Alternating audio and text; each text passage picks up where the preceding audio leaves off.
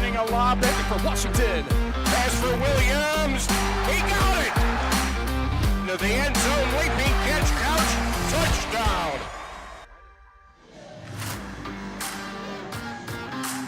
Getting an early start on week 6. Friday night action in the Arena League coming at you tonight in St. Joseph, Missouri, home of the St. Joe Goats. 4-1, second place in the North Division, taking on the third place team in the same division, the 1-4 Iowa Woo. Welcome in, everybody. Dylan Funk alongside Aaron Feely. Hope everybody had a great 4th of July weekend last week, and we are ready to rock and roll here in week 6. Aaron, St. Joe and Iowa, the Woo and the Goats, they just go together so well in this Arena League. Never know what you're going to get when these two teams meet up. They did play already one time this year. It was a dominant win for the Goats up in Iowa. We'll look for the same here tonight. Let's break down this matchup a little bit. Let's start first with the visitors.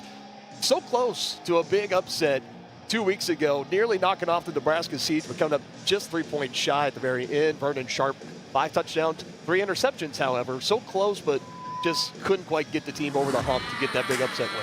Yeah, Vernon Sharp obviously ended up helping his own case, statistically speaking, towards keeping this job heading into next year as well in that game. Kept Iowa just barely afloat, but it's starting to get really, really dim. If they lose here tonight, it is over. Sharp has been a guy, he's been better with his legs than with his arm. He's been one of the elite runners, second leading rusher across the Arena League, and he's a quarterback. They're going to need him at his best here tonight. 15 touchdowns, but 13 interceptions. That's going to have to be limited here against a stingy St. Joseph defense. It is win or go home for sure. That's the scenario the rest of the way out for Iowa. As for St. Joe, a win for them tonight, and they are in to the playoffs. They can punch their ticket. They did that 2 weeks ago with a bounce-back win against Eau Claire. Dominant here at home. Despite a sluggish start in the first half, Aaron, it's their third quarterback they've had starting at the helm. Robert McCoy Jr., 6 touchdowns, had a couple of picks along the way, but he really bounced back in that second half, as did the St. Joe Goats, and they bounced back in a big way against the Axemen. Yeah, he had a pretty big game there against Eau Claire, as you mentioned. Again, a guy that has not necessarily been as careful as they would like with the football. 3 interceptions to just 6 touchdowns. Again, going to have to keep that in check. You're talking about 2 defenses tonight that are first and second in interceptions, and you got 2 quarterbacks that have given it away this year. Something to keep an eye on. Again, you just never know what you're going to get when these two teams square up in the Arena League. We got kickoff coming up in just a matter of moments, or throw-off, I should say, coming up next here on the Arena League YouTube channel.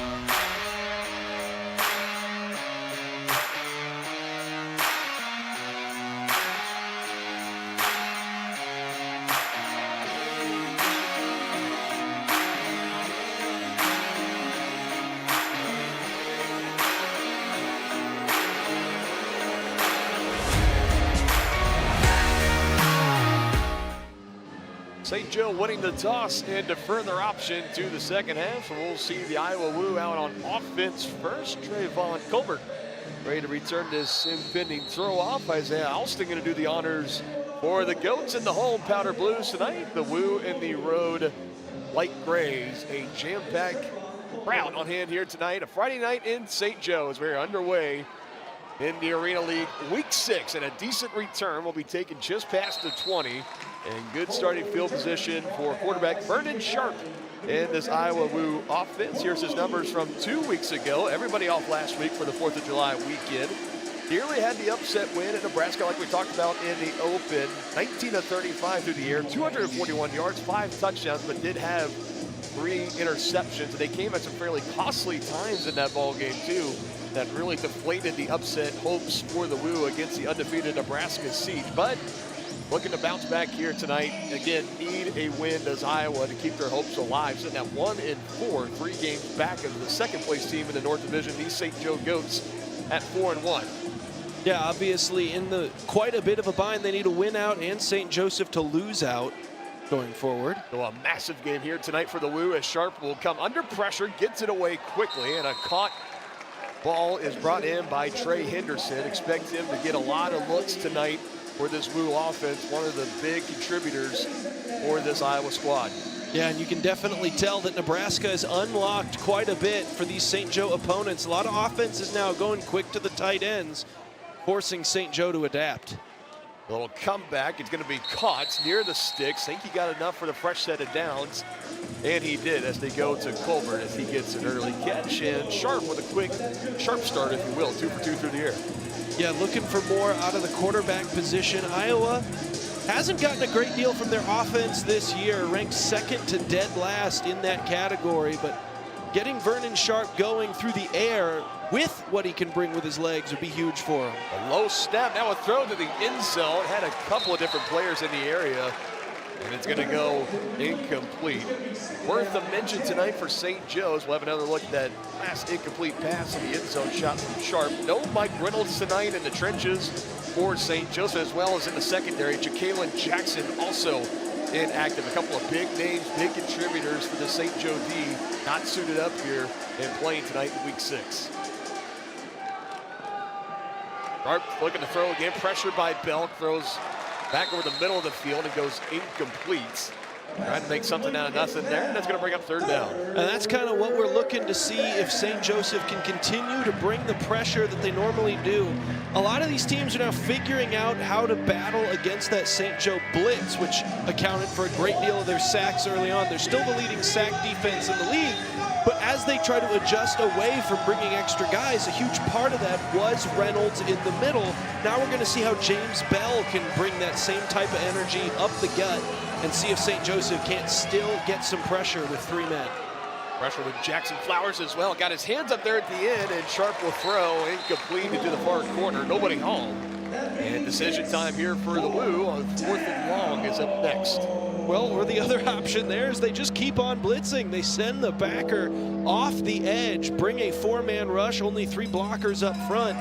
And not only did they have an extra man, but on top of that, Jackson Flowers beat his guy pretty cleanly, got right in Sharp's face, and the coverage behind it absolutely zoned up. Very tight coverage downfield, and it brings up 4th down. Woo went over on 3rd down tries 2 weeks ago in their last game. Sharp under the throw, tries to get the pass in, but it goes incomplete. Again, looking the way of Trey Henderson. Great coverage by St. Joe, and the Goats offense will take over. Huge play right there for that St. Joseph defense. They're one of the top defenses across the entire Arena League for a reason. That's been a huge issue for St. Joseph on their end, and actually Iowa been one of the better 3rd down offenses in the league. We'll have to see if St. Joseph can't make an adjustment here as they come out.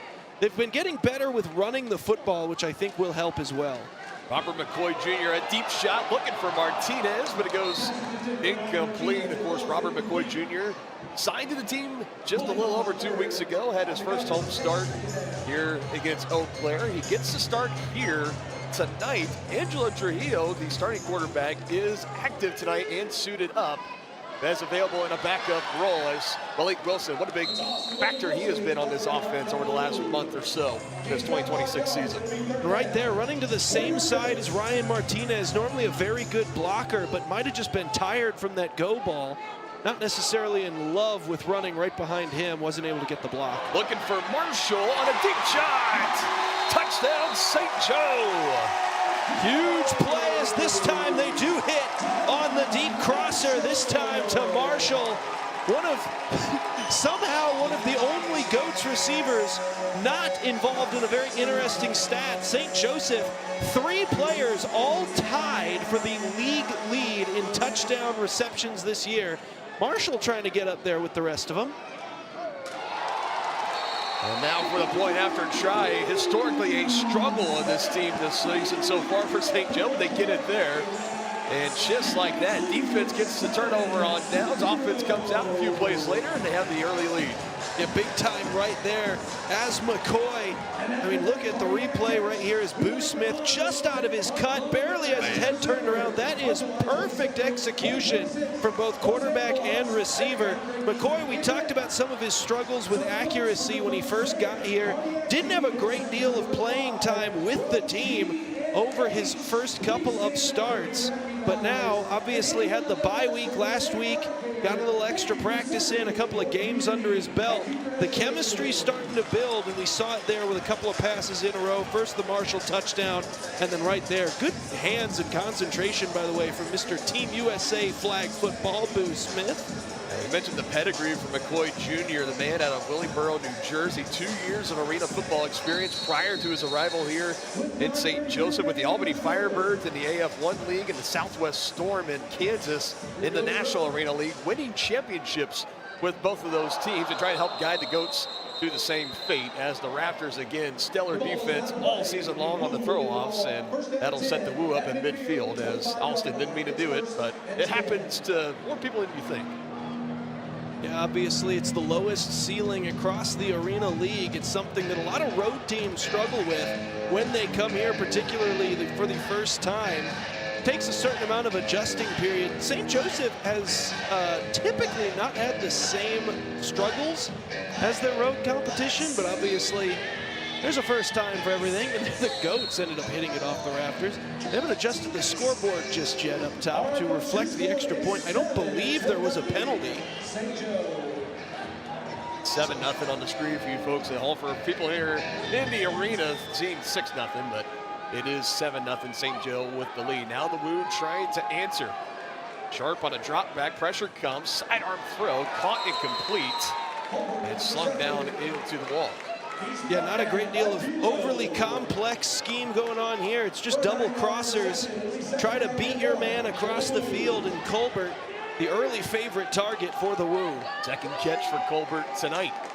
Little hurry up. Sharp dashes to his right, throws in the end zone, and little high, incomplete. Great coverage for St. Joe. That's number 21, C.J. Bradley. Yeah, excellent coverage down the field, making sure that he stayed undercut of the receiver. Good pressure in the backfield as well. You'd like to see Jackson Flowers keep his hips even and vertical at the quarterback. Don't bite inside on that move, but still gets just enough pressure to force the incomplete pass. Here's a 3rd and short play. Just need to get to the 15 for a fresh set of downs.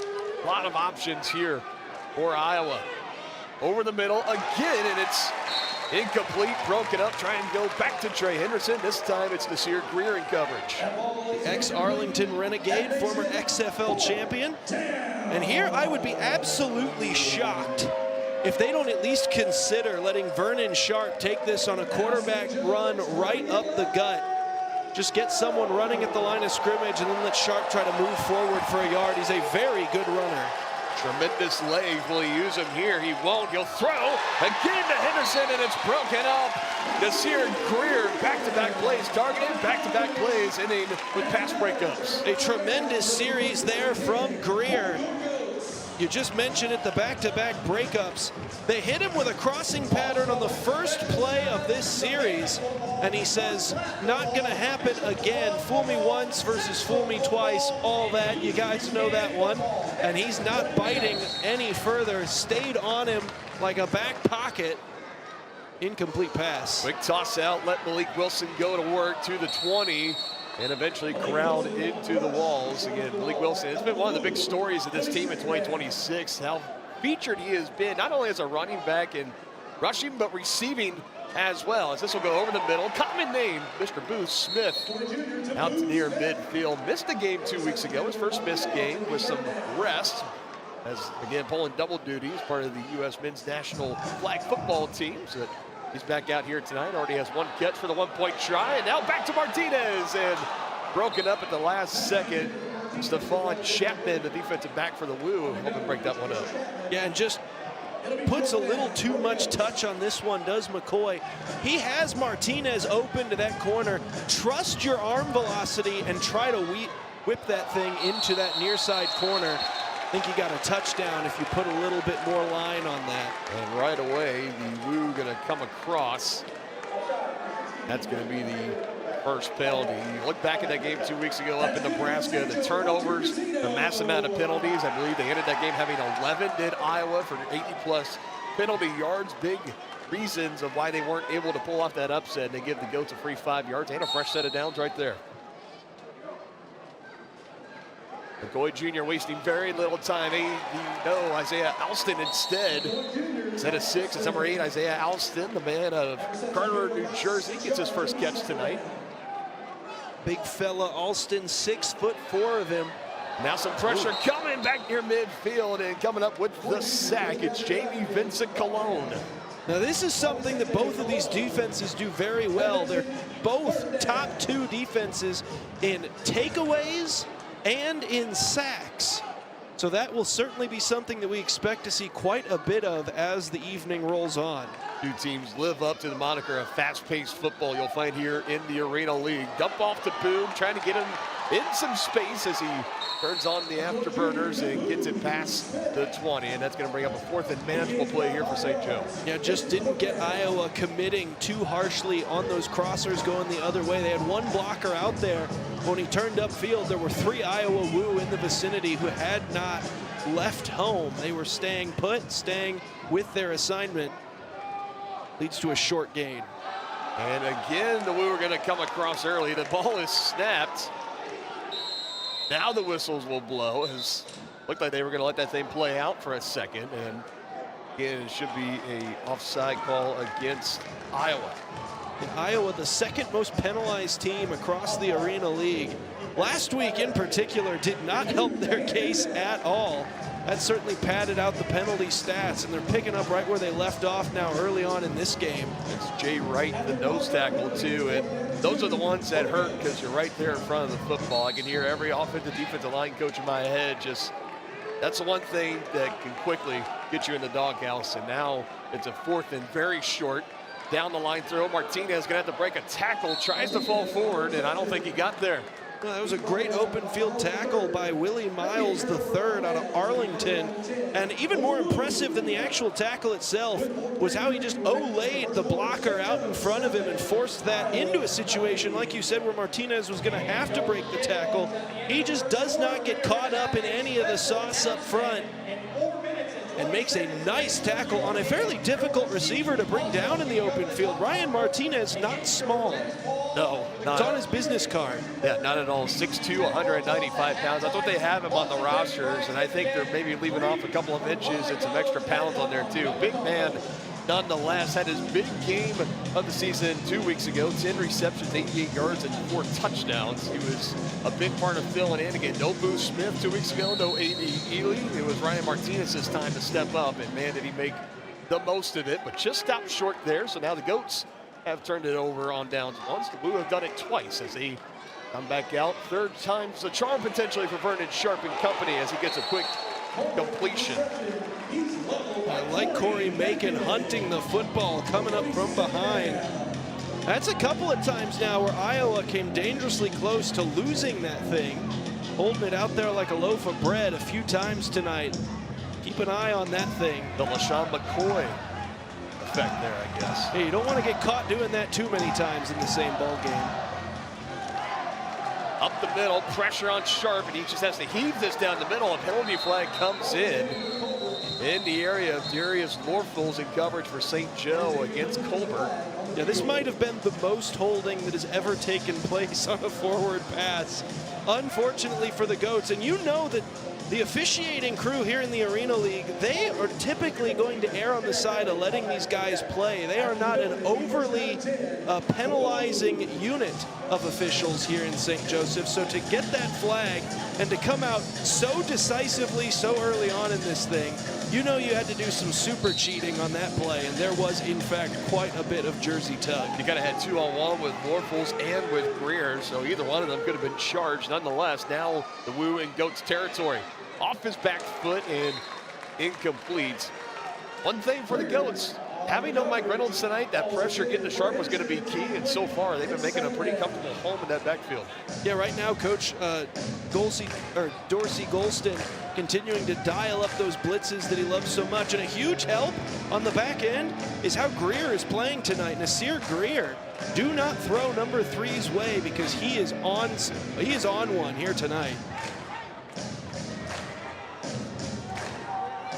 Motion man will be Colbert's going his way, but it's too high. Incomplete. That's why if you're in one of the sideline suites, you got to keep your head on a swivel, but a nice souvenir for that gentleman. Could have potentially made third down a bit easier, but even there, he only ran that route to a depth of about 3 yards, and it was played extremely well on the back end by C.J. Bradley. I'm not sure that was going to get very much, even if it was complete. Iowa, the third best third down offense in the league. Pressured again. This one tipped, and it's going to be picked off. And going down immediately and holding the knee, it's Nasir Greer, and that is the last thing you want to see if you're St. Joseph. Has been phenomenal tonight, gets his first interception, and now all eyes and all the hopes is that he's healthy and okay. Not looking tremendous there. Didn't love the little hop to go up for that easy INT. Might have landed funny in the turf. Sometimes field turf can be a little unforgiving to the athletic knee. You'll take a look here at the interception. You can see, yeah, it's on that landing. He hopped up to make sure that he came down with the ball. Definitely a guy that deserved a big play for his stats here in this game. The way he's been playing in coverage, but unfortunately ends up paying for it with what looks like a knee injury at the tail end of it. Again, the pressure got home. They got to Sharp. Forced an errant pass there as the third down offense for Iowa. We talked about it pre-snap. It's one of the strengths of their team. They're the third best third down offense in the Arena League, but they haven't converted one yet today. And there we see the first turnover of the ball game, just heaved up by Sharp. And he's got an INT. That is now his 16th interception of the year to 18 touchdowns. And the most interceptions thrown by any quarterback in this league. It's one of the categories you do not want to be number one in. We'll continue to monitor the health of Nasir Greer. Meanwhile, offense back on the field for St. Joseph. Scored on the touchdown on the first drive, turned it over on downs in the red zone, their second. We'll see what they have in store here on the third try. Robert McCoy Jr. still out on the field. This is his show, his team to run. Angelo Trujillo available in a backup role tonight if needed. Down the field with the step in the breadbasket to A.B. Ely, brought down near the 5. And they are feeling the deep ball here early on against this Iowa Woo defense who have struggled against the pass this season. St. Joseph, the #1 passing offense in the league, taking advantage. Now a fade to the back corner. Martinez was trying to set him up, and it goes incomplete. 3 more downs to work with to hit pay dirt. The first catch tonight for A.B. Ely. Really exploded the first 2 or 3 weeks of this season. Cooled off. Back-to-back home games against Nebraska, and then obviously didn't play against Eau Claire, but comes up with a big catch there. Now second and goal. Rolling out to his right and trying to find it to Boost Smith, and it's going to be called an interception right now as a return taken just past the 5-yard line. And oh my goodness, what a way to take away the momentum for St. Joseph. So tit for tat on the takeaways. We'll take a look at the replay. That is a clean INT, unless they've got something that shows the tip of that ball hit the turf at the tail end of it. That is bounced up into the air, taken away off the ricochet by Iowa. A big INT for Miles III, and Iowa needed that, avoiding potentially going down 2 possessions here early on against a St. Joe team that did have a bit of a dog walking against Iowa in Iowa earlier on this year. Yeah, that final score in that one all the way back in week 3, 74-22. That was the final. And again, if you've been watching the Arena League for more than just this season, you are very well aware that anytime Iowa and St. Joe / Kansas City, the Goats and the Woo, whenever they meet on this Arena League field, anything can happen. As we're still sitting in a 1-score, just 7-0 lead for the Goats right now.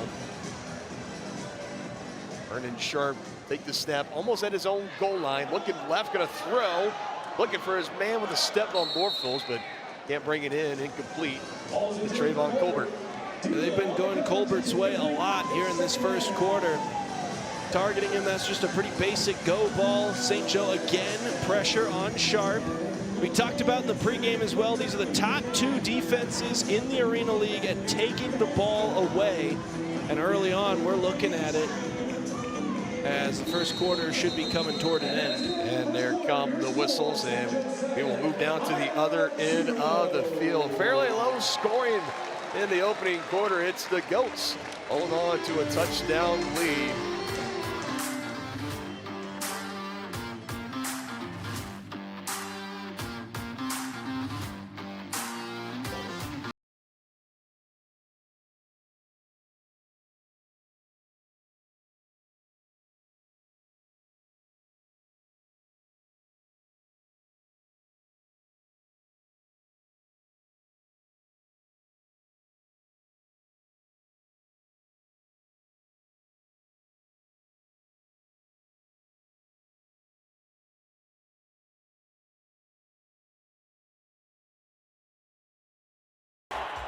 What if you could talk directly to your favorite Arena League player? Welcome to VIP Ballers, a social media platform where you can get direct access to your favorite player, DM them, get training for your young athlete, mentorship, personalized videos, and exclusive content.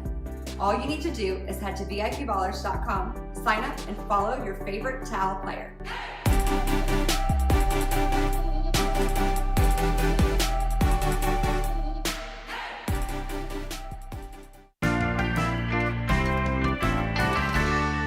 The neighbors just stopped by. Can you throw these on the grill? Garage beef? Huh. 5 more minutes. All beef hot dogs. Filled with beer. Honey, where are the gosh dang dogs? 5 more minutes.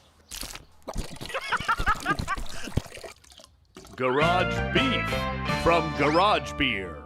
What'd you do to these dogs? Almost done.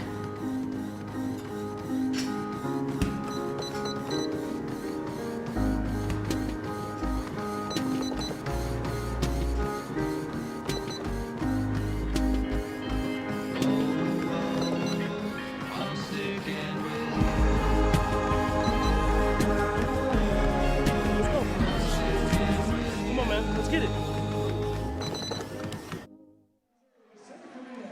Back at the Civic Arena in St. Joseph, Missouri, a 7-0 lead for the Goats over the Iowa Woo. A lot on the stake for both teams tonight, needing a win is Iowa to keep their playoff hopes alive. Currently 1-4, 3 games behind these St. Joe Goats. Meanwhile, for the Goats, it's a win and you're in scenario, as you will be into the playoffs for the second time in 3 years in the history of the Arena League. Here, they've called this 2026 season here in St. Joe the Revenge Tour, obviously being left out of the playoffs last season. Despite a good second half, they lost too many games early, including one here at home and a heartbreaker to these Iowa Woo in 2025. Just left out on the outside looking in on the playoffs, but a win here tonight, they automatically punch their ticket. That's a big step for this team. Yeah, obviously, as you mentioned, getting that bad taste out of your mouth. They weren't even necessarily bad in the first half of last year. They just did not have a finish. They were unable to close out tight ball games, which ultimately led to the poor record.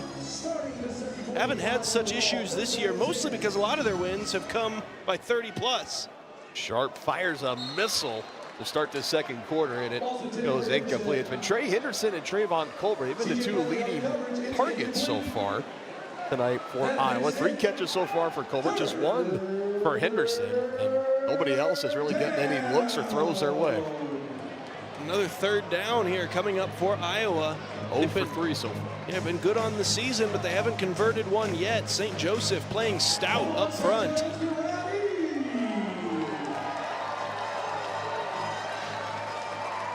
With some time, gets it out complete That's Out gonna be to close. the 15. It's going to be very close. And the catch brought in by Harold Brooks, his first.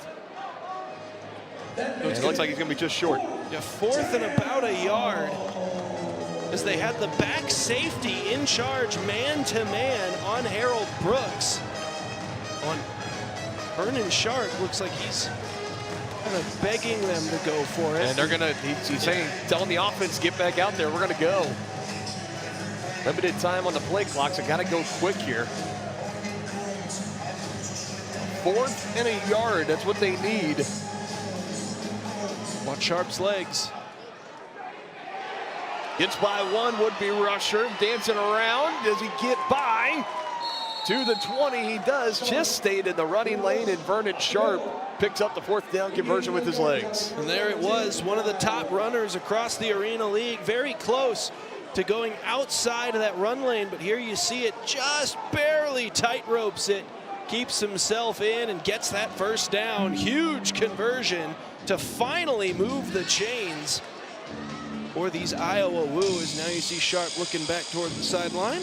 Bill 0 for 4 on 3rd downs, but now 1 for 3 on 4th down tries tonight is Iowa.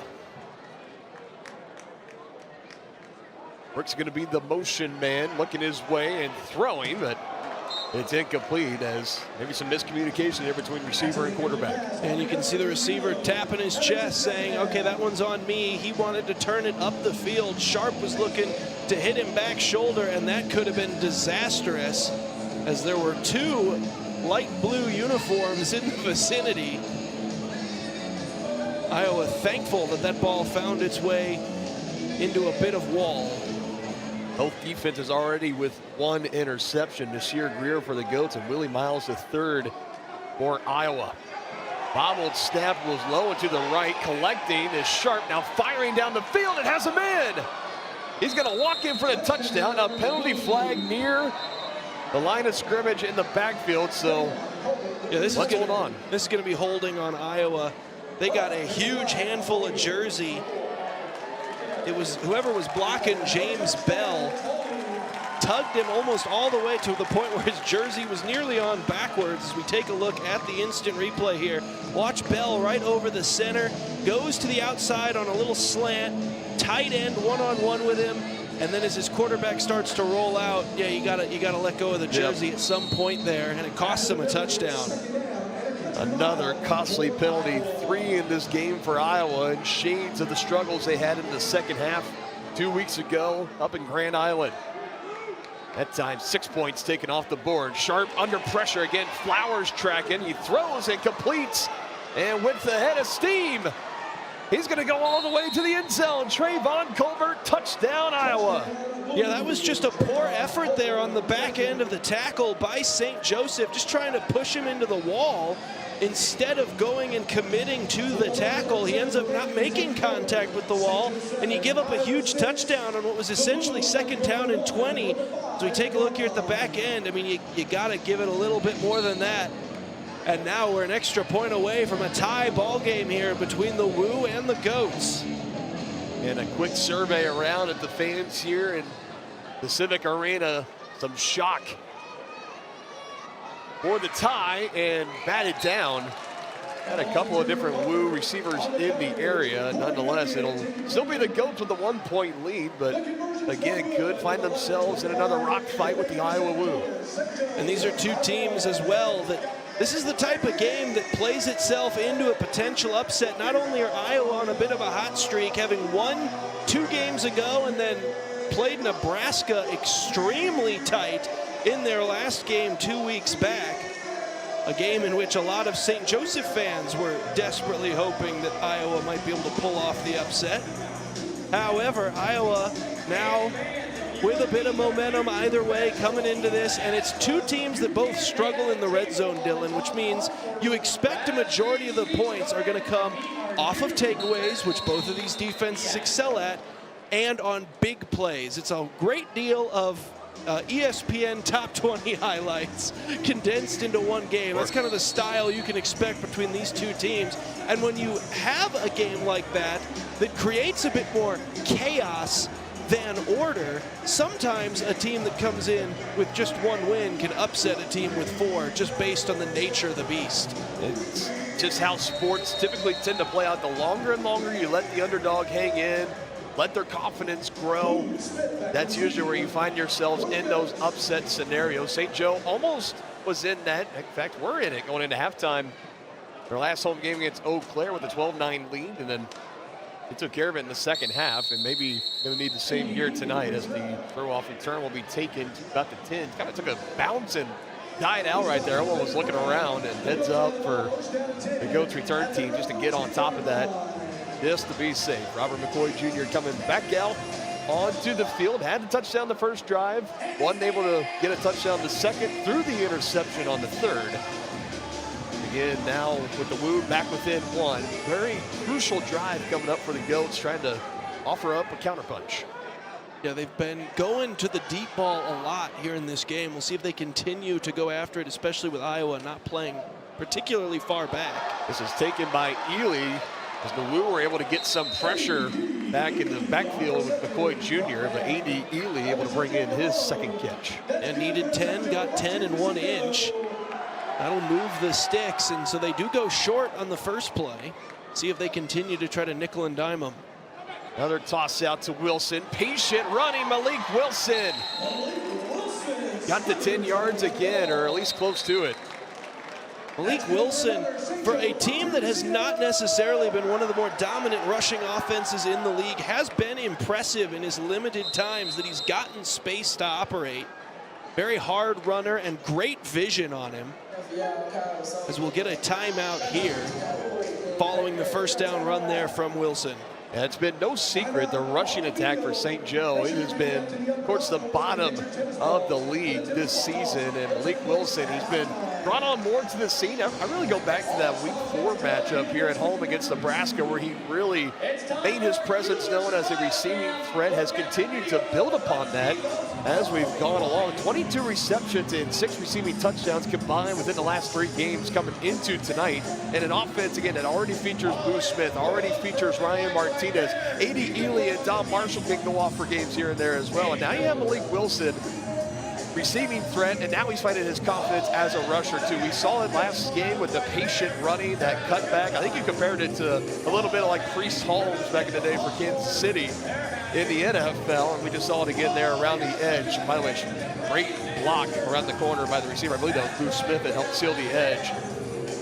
Again, this offense for St. Joe, it seems like year in and year out, it's a plentiful table full of options for them to go to any given night on offense. And just this season, everyone's been relatively healthy just outside of the quarterback. Robert McCoy Jr., again, the third quarterback to suit up here for the Goats. He's going to look for Booth Smith, and it's broken up, incomplete.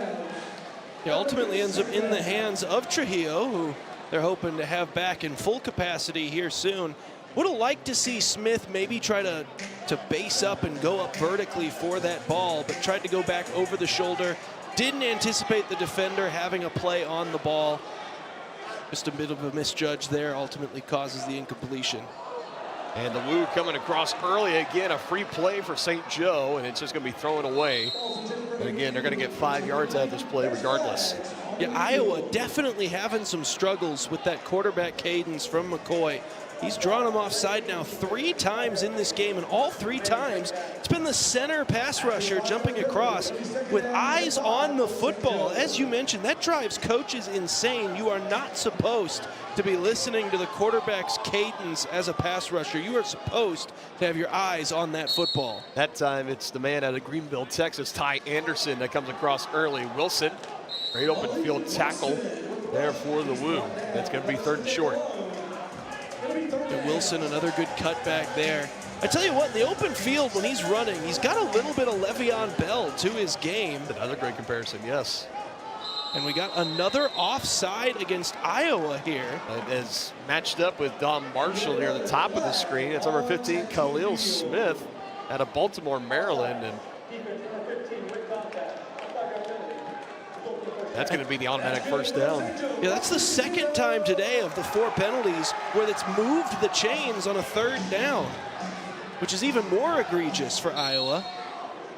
And now we'll see if St. Joe can cash in the red zone where they've had struggles. 5 penalties this game for Iowa as the end zone shot incomplete. Looking for A.D. Ely begging for a flag, but he's not going to get one. Well, and that ball just needs to be a little bit more out in front of Ely. Can't leave that behind him in the red zone. It's kind of part of St. Joe's struggles down here. They come in ranked 6th in the league in this category. Smith trying to peel it back now. Laterals at the last second. And a walk in from Malik Wilson, but a flag's going to come down. Challenge flag as well from the coaching staff of Iowa. They believe that pass was forward.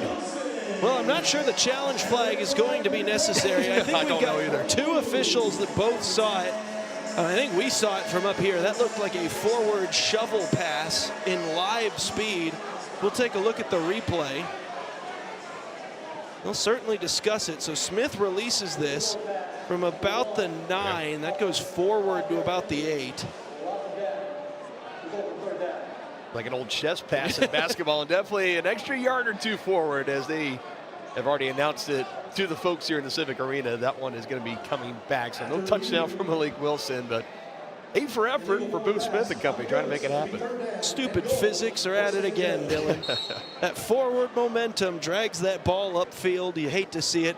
Wasn't necessary either. If he just pitches it backwards, I think Wilson still scores. Just an unfortunate bit of science there. Looks once, pumps, now throws. Smith again, another flag is down.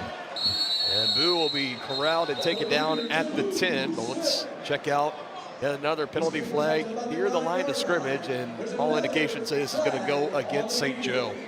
Yeah, it looks like they're discussing a potential hold.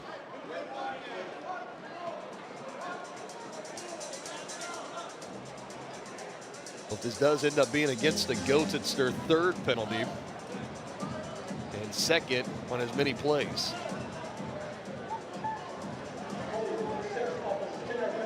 The hold is officially called. We'll take a look at the replay. Going to bring up a 3rd down and goal, by the way, as that is a fairly obvious one against Oscar Scott there. So now you've got 3rd and goal from midfield. Not a spot you want to find yourself in. McCoy Jr. just pushes it forward, bobbled, caught by Malik Wilson. Are you kidding me? But a penalty flag down near midfield. This one can wipe away a highlight-worthy play.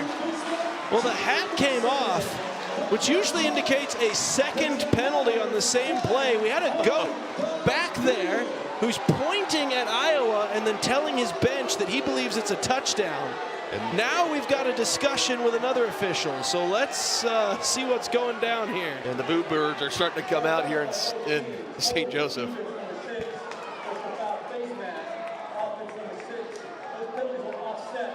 Well, a hold against Iowa, but a face mask called against St. Joe. So offsetting penalties, and we'll just chalk it up again in midfield. Yeah, that is unfortunate for St. Joseph. A highlight of the year contender. Ill-advised pass, but I mean, I guess when Wilson's got some sort of magic in his cleats, you know what it probably was, Dylan? He remembered that this is an Iowa versus St. Joseph game. There you go, that's and we had to get one of those in. Still 3rd down.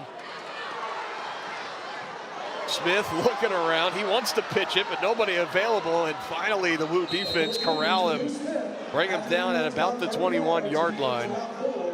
Yeah, and in an unfortunate position here where a surrender doesn't really do you any good. It only gets you about 6 yards of field position. So obviously now you're going to have to try to go for it on 4th and goal from the 21. And Coach Dorsey Golston going to take his first timeout. Offensive coordinator Tyrone Groves trotting onto the field as well as they'll look through the playbook. Again, no harm in really going for it here with how your defense has been playing to this point. If you don't pick it up, and then again, you surrender it all the way back, you don't get a whole lot as far as field position. So we'll see what the Goats offense can come up with here. I just feel like, Aaron, this drive has to end one way or another with Booth Smith somehow getting the ball back into the hands of Malik Wilson. We saw it once, we saw it twice, both wiped away with penalties. Maybe third time's a charm on that side of the play sheet for Coach Tyrone Groves. We'll see. Just keep going to it. Why not? We will let you know, too, that Nasir Greer has not come back out of the locker room as he went straight back there following his injury. So not looking ideal for a Nasir Greer return in this ball game. So that's now you're looking at the defense as a whole for St. Joe. No Mike Reynolds tonight, no Ja'Kalen Jackson. Both were inactive before throw-off, and now Nasir Greer, who was putting together arguably his best performance in the entire season, just within the first quarter, and he had that interception. Saw that right knee, that knee of his kind of buckle, and again, hoping everything is all the best with Nasir Greer. Now a fourth down play for the Goats. Another flag is in the air. They're letting it play out, and back the other way, looking for A.D. Ely. But again, let's see what the laundry on the field is all about. Yeah, that was two guys in motion at once. St. Joseph was confused from the very beginning. So at this point, maybe it's just for the best. The pass is incomplete, turn it over. We'll give up on this drive here. I'm almost surprised they just didn't call the play dead there from the start. Well, typically an illegal shift doesn't quite do that the same as a false start would. So it was correct to let that one keep going. But also then at the back end of it, just the errant pass going way over the head of his intended target. And so Iowa's going to have good field position. If Ely catches that, I mean, he has a chance. And then if you get the first down, you get the touchdown, then maybe you earned yourself another chance. Now Vernon Sharp finds his man past the sticks and up into the wall. And you can tell that confidence, that mojo of Iowa really starting to grow here with the chance to take the lead on this drive. This is a specific matchup where when these two teams meet, these types of games just feel like they just spawn out of the ether. You're going to have at least one like this between these two teams every single season. Contact and a flag comes in, and they're going to get C.J. Bradley as he got a little extra handsy with the receiver over the middle of the field. Yeah, he's trying to argue his point, but he doesn't really have a great case here. He was all over him, turned his jersey and everything, had his holding all the way, and because the ball was in the air, that's going to turn it into pass interference.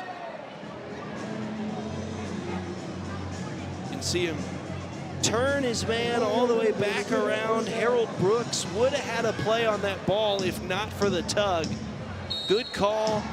Moves the sticks up to the 10-yard line. Now all of a sudden for St. Joe, just on that last offensive drive, and now the PI there cannot get away from the penalties. They're now up to 6 in the game. Both teams have 6 penalties.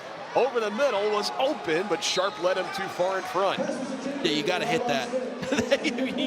You have to hit that receiver in that situation.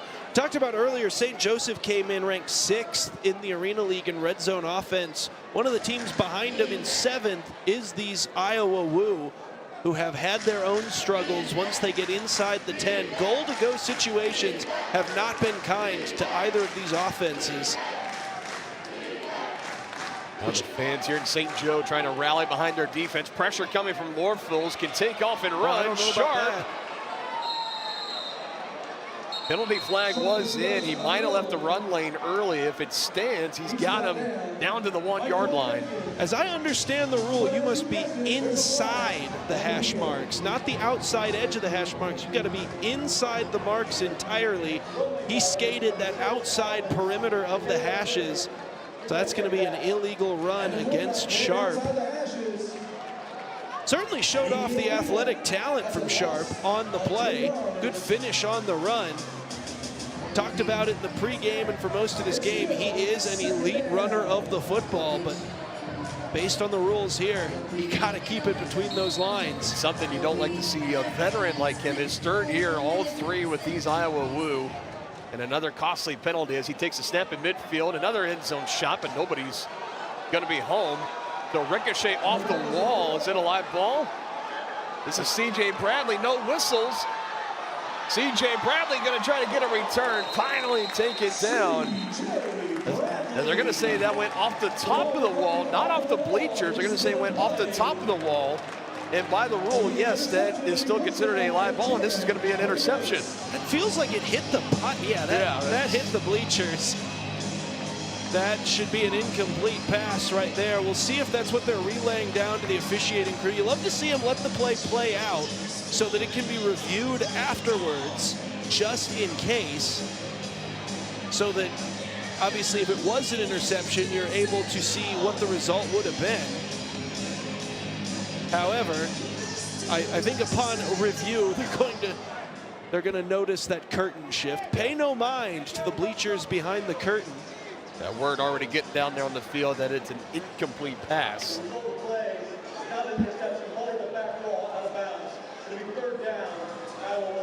So it will be third down for Iowa as getting some boo birds here in the Civic Arena. And we have a good shot here. Shout out to our camera crews here in the Civic Arena. Right here, you're going to see it bounce off the iron right there, just barely above the wall. It definitely was close, and kudos to the officials for letting it play out. Let it play out, and then we can look at it and review later.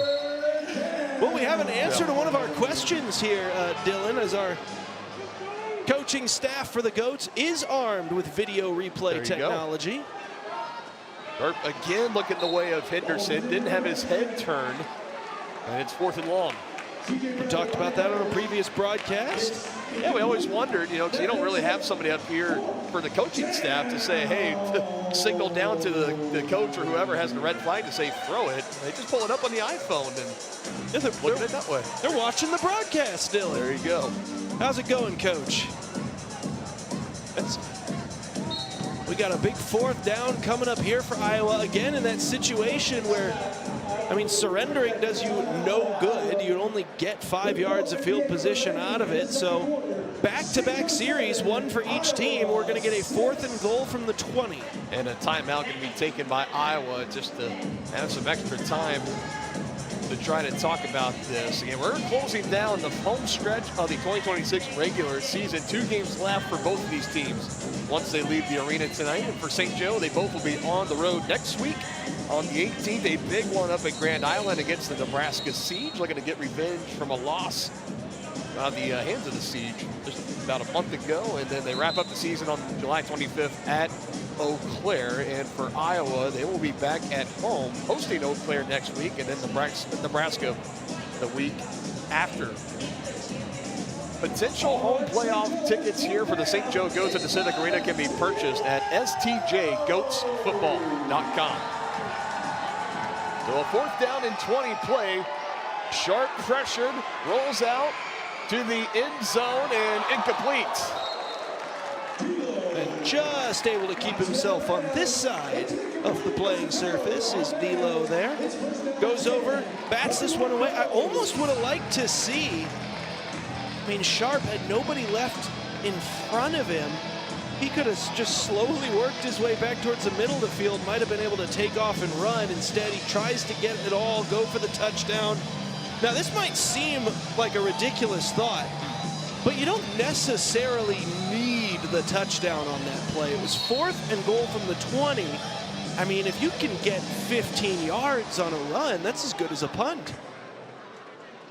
Tried to go for it all, did not work out, and now the Goats, with a little over 4 minutes to go until halftime, will start on the ground. Not going to get a whole lot on that handoff to Malik Wilson, 2nd and long, coming up on deck. There's just not a great deal of blocking out in front. The patience itself almost backfired there. Dom Marshall with space, trying to make a man miss. Good stiff arm, holds on to the ball. Nice sequence there for Dom Marshall. Eventually brought down by Willie Miles III, but not before Dom gets a 1st down. And once again, might not want to put the ball out there too many times, but a great route on the quick hitch. And then the run after catch from Marshall. He's one of the best in the league at it. Already has that touchdown tonight from about 29 yards out, and incomplete looking for Isaiah Alston. Made his debut 2 weeks ago here in the Arena League with the St. Joe Goats. Had a pretty good one, 7 total receptions. The majority of those coming in the second half. Not able to come up with it there. 2nd down, toss to the end zone. Did he hold on? He did. Touchdown, St. Joseph. Touchdown, Tom Marshall, his 2nd of the night. So they go back to him, He must have heard us in the pregame talk about the 3 St. Joe Goats tied for the league lead with 7 touchdowns, and he said, Coach, I need to get in on this. We need to make it 4. Great concentration, goes over the wall, maintains possession. We had a great view of it from up here. Now for the point after try, throws, rolls, and another unsuccessful try, incomplete. So still keeps the Woo within 7. It's 13-6. The extra point issues continue to be a bit of an issue for the St. Joseph Goats. Might have tried another fade to Marshall there. He was feeling it on that drive. I mean, you got 3 catches, 2 of those going for touchdowns, 1 from 29, that one close about 15 yards. Again, it's you can almost just put little slips of papers with the names of the receivers on this offense for St. Joe, and you can just draw them out of a hat before throw-off and say, all right, Dom, tonight's your night to have a big night. A.D. Ely, it's your, whoever it is. And now you just got to hope that the consistency of the offense finds a way to pick up. They were able to do it 2 weeks ago against Eau Claire. They outscored the Axemen 24-0 in the third quarter and 48-18 in the entire second half after only leading by 3 going into the locker room. 12-9 was the score. Throw-off will not go off the rafters this time. Here's a return by Colbert. Another great return into Goats territory. Yeah, basically gets it right back to where they just turned it over on the last drive. 5 yards short of that spot, and the only difference, of course, being that now they come out down 7 instead of down 1. But a great return there. Colbert has been a vast majority of their ball movement here this evening. He's been by far the best offensive player for Iowa. 4 catches so far tonight. That 145-yard touchdown catch, the lone points. So far, you got Brooks with a catch and Henderson with a catch. Trey Henderson has been targeted many times, just has only been able to bring in 1 catch so far. And Vernon Sharp, not the sharpest passer in the league by far. Him and Malik Gaylord of Eau Claire, the only 2 quarterbacks to have a completion percentage under 50%. Toss and really a 50-50 ball that TJ Bradley almost got a fingertip on, as that'll take us to the 2-minute warning. Iowa looking for a response late in the first half. They're down 13-6 to the St. Joe Goats. Friday night action in the Arena League.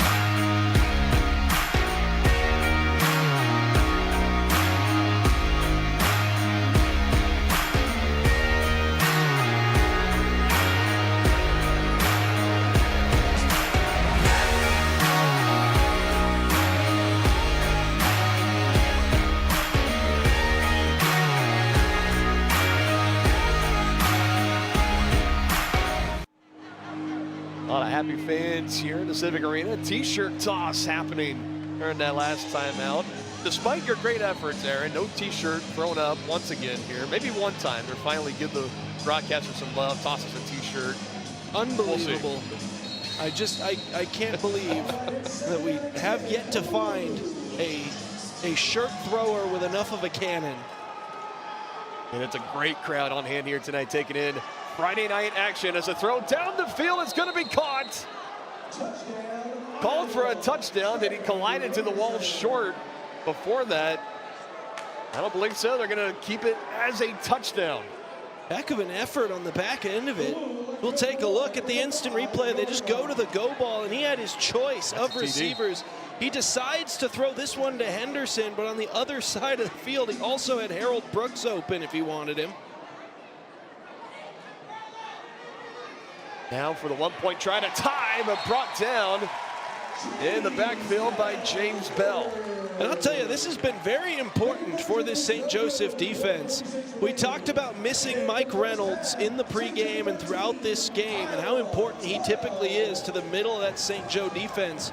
James Bell had huge shoes to fill here tonight, and he has filled them valiantly for these St. Joe Goats. A man playing in his 4th game with the Goats. They also had Jackson Flowers activated tonight, 6'5", 242 pounds out of the University of Central Missouri. Had a couple of games in the early parts of the season in early to mid-June with St. Joe. They brought him back tonight, a native out of Gardner, Kansas, former Class 6A Kansas State champion wrestler. For any of those that might be interested, usually those championship caliber wrestlers, they make terrific ball tacklers and open field tacklers in this sport. Both of he and Bell especially, they have picked up the slack of not having the gravedigger out there on the pass rush for St. Joseph. They're going to get the ball back. Limited time, about 1:45 and counting for halftime, and back to just a 1-point lead, 13-12 over the Iowa Woo. St. Joseph continues to have, if any one point of the ball club could be considered a weak point, well, other than red zone offense, but obviously the offense as a whole been spectacular this year. Highest scoring team in the league. They've also got the best scoring defense in the league. They're one on both sides of the ball, but their special teams has been suspect at times. Pressure, Boyd Jr. gets it away, finds Booth Smith. Able to get past the original line of scrimmage and just a couple of yards, but no more than that. And I think McCoy learned last week that he needs to be very careful with that particular move, the spin back across his body in his own end zone. A.D. Ely back into the mix, stops and taken down from behind. On him quickly, it was Jamel Flowers for Iowa. And it's going to bring up 3rd and short. I'd like to see a run play here.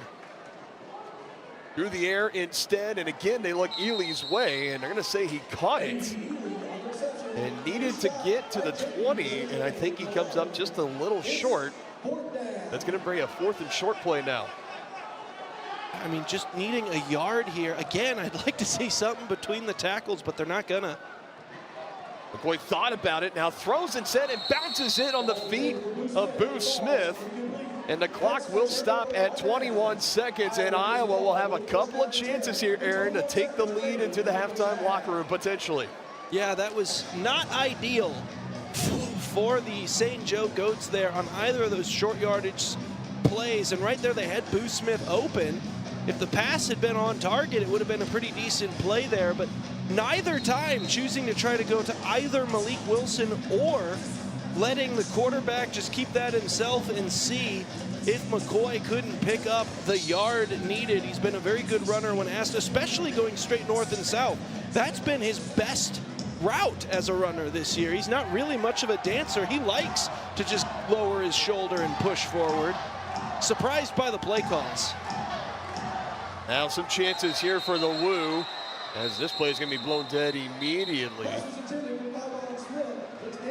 We'll see if someone came across early, St. Joe or not. Judging off the body language of Iowa, this is going to be a penalty against St. Joe. It will be an offside call. It's penalty number 7 tonight for St. Joe, and the last 5 of them have come really here in their last back-to-back offensive drives in the second quarter. Wasn't sure based on the replay if he actually crossed the ball, but They got a better look at it than we do from up here down at the line of scrimmage. Sharp looking for another crosser and just throws that one away. And pressure coming from behind. Once again, James Bell tracking him hot on his heels. Yeah, and that was nothing more than a very simple someone beat your man. That route combo, it's only a two-man combination. The near side receiver is just running a speed out that's not really going to help you all that much. Now with 5 seconds left. And then on the backside, they had that deep crosser coming over the top. That's where he threw the ball in that direction. Ultimately just threw it into the Brown Soffit Co. banner in the bleachers. Well, now we just had, so we got a challenge flag thrown here by Iowa. Not really sure what for. The pass was fairly clearly incomplete. So what exactly they could be challenging for here? I think that's the question that everybody in this arena is asking right now. And tell their offensive coordinator, the play caller, look back towards the bench just to like shake his head and say, no, don't throw it. And then here came the flag right as he was shaking his head. So maybe just some miscommunication between the coaching staffs here for the Woo. As far as what they could challenge here. And Aaron, you know, you're our arena football aficionado. So I don't know, is there something specific here? Challenging how much time is on the clock. Okay, so trying to figure out how much time is on the clock. They throw the challenge flag for that. There was a malfunction during that play, but they started this series with 21 seconds. Right now, they're showing 15. Evidently, they talked about it on the field, and they got it right. They essentially just added 10 seconds. But now a couple of tries here for Iowa and still have one timeout to stop the clock if they need to. Pressure on Sharp, and he's going to be brought down. Back there first. Number 5, Ryan Martinez, just who you would expect to come up with the sack. They will take the timeout here to try to take a Hail Mary. Ryan Martinez, Mr. Do-It-All for St. Joseph, one of the veterans of this ball club, comes up with a huge defensive play there. We haven't seen a great deal of Ryan Martinez defensive highlights this season. He's been primarily an offensive weapon for the Goats, but there they deploy him as a blitzer. He's going to stay out there. He's played a lot of cornerback tonight. Again, with the short hands of Noah Jalen Jackson and Nasir Greer leaving with that knee injury. Ryan Martinez, he was a two-way player back in year 1 in Kansas City for the Goats. Since they've been calling St. Joseph home, he's been the primary receiver. Very little time in the back defensive secondary, but he comes up with it here, and of course he's gonna share that half sack with James Bell, which he's earned one tonight for sure. And with 10 seconds and a 13-12 lead for St. Joseph. Sharp rolls to his right, eyes downfield, and pass goes incomplete. A penalty flag thrown near the line of scrimmage. Lots of laundry on the field in this first half, and this is in the area of a hold against Iowa. And it most assuredly will be a hold against Iowa. They should decline that and just take the 4th down.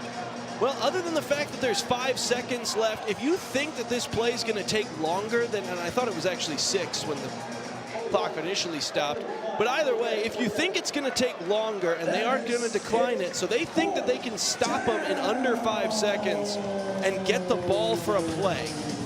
If you think that this play will take 5 seconds, I would have accepted that and forced Iowa to try to score from even further back. But obviously, Coach Dorsey Golston believes that they're going to be able to hold this play to 4 or fewer seconds. We'll see if he's right. Let's see if Iowa will allow that too. Sharp with 3, now 2, going to take off and run. Looking for a touchdown at the horn. Touchdown, Iowa. And that might constitute a review, but that is going to be a huge play for the Iowa Woo. Shades of 2 weeks ago where the Axemen of Eau Claire almost had a touchdown to end the first half. We're inches away from doing it, and now if this play stands as good, which all indications on field say yes, Vernon Sharp beats it out, and we'll have the lead in favor of Iowa going into the halftime locker room. And I'm not sure you have enough on that angle to overturn anything. This is probably going to be the best one right here. We'll take a look here. Where does he make contact with that wall? In the end zone. That's a touchdown. And so St. Joseph is going to go into the half down a touchdown to the Iowa Woo, Dylan. Unbelievable. Who would have thought late half theatrics and dramatics with these two teams? For the two-point try. Sharp not going to get away. Play is blown dead. Finishing it off at the end is Flowers for St. Joe. James Bell back there again. But at halftime, it's the Iowa Woo 1-4 on the season, up 18-13 against the 4-1 St. Joseph Goats in a battle of teams out of the North Division here in the Arena League. Plenty to break down.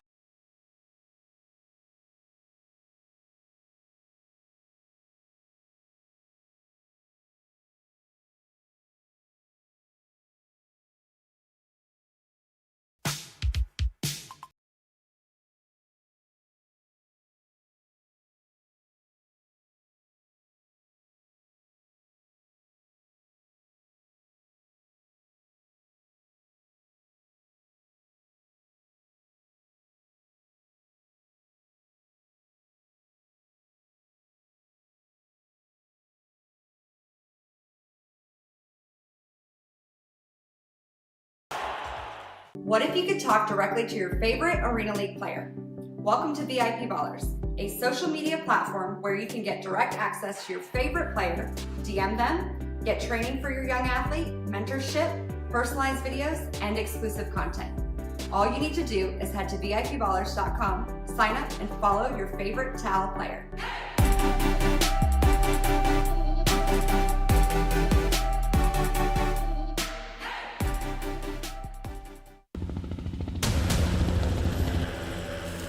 Brown's beer saved my life. It's 30 years ago today. A lot of predators in this jungle.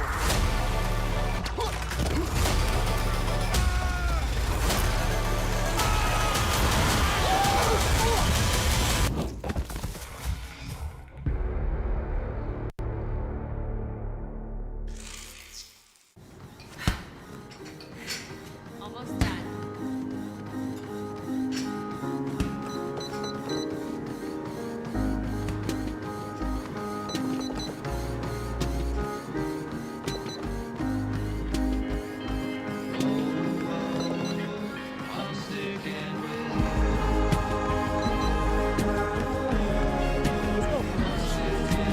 Come on, man. Let's get it.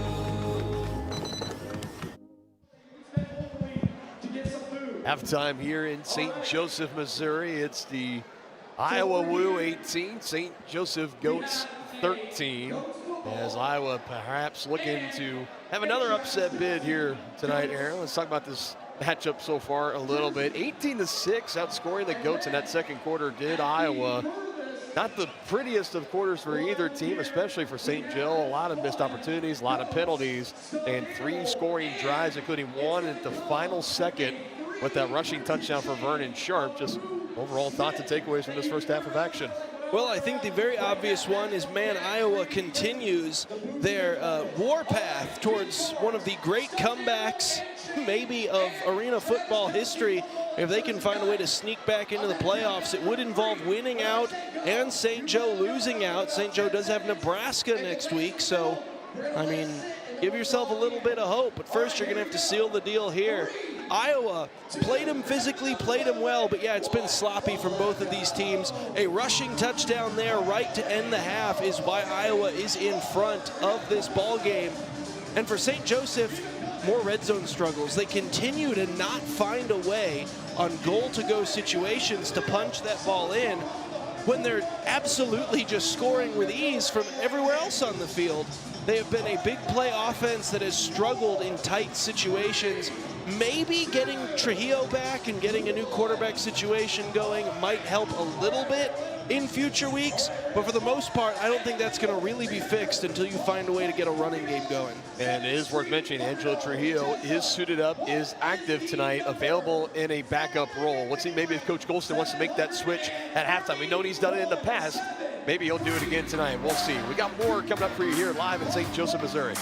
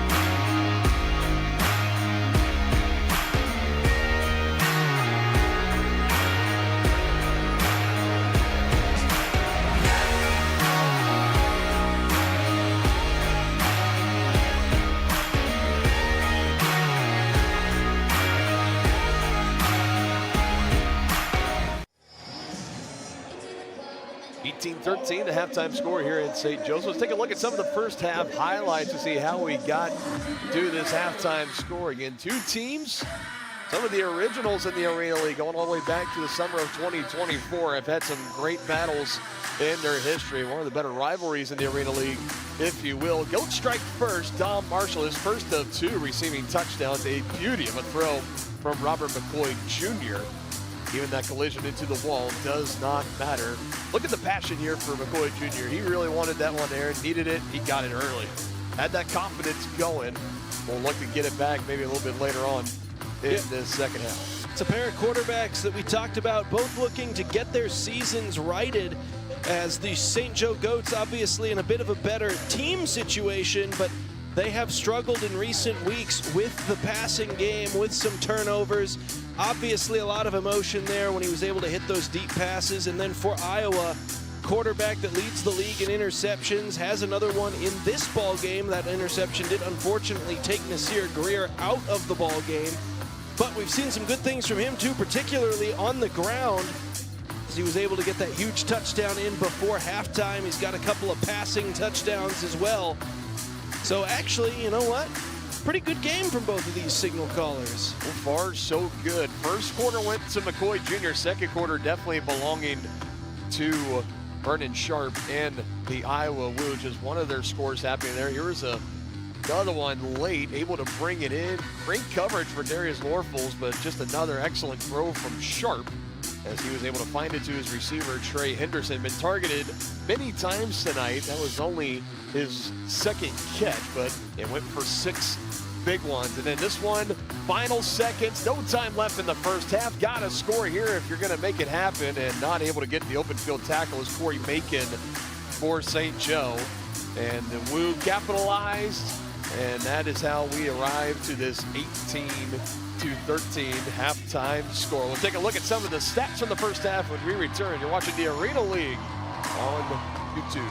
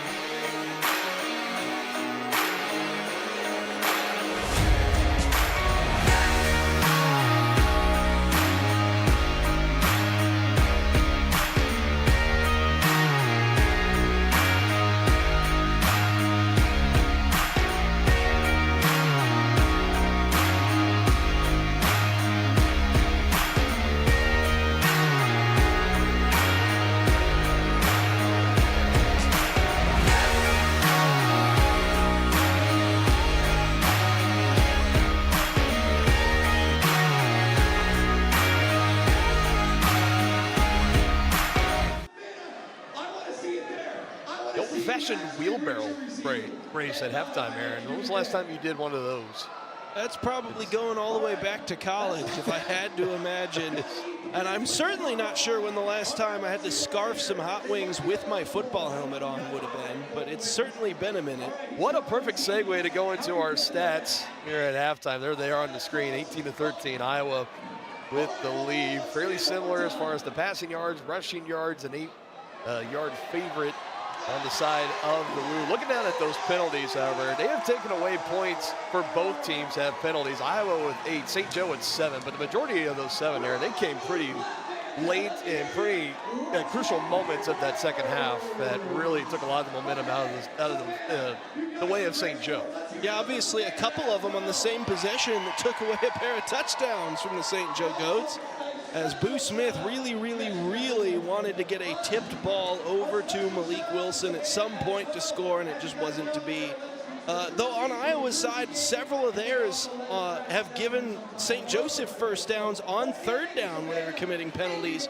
So definitely something that both of these squads are going to want to clean up heading into the second half. They have been killers on both sides. Defenses each with 1 sack and each also with the interception as well. Yard fever. How about this dot here at the very end? All the halftime festivities happening here at the Civic Arena. More when we return. 18-13, Woo with the lead.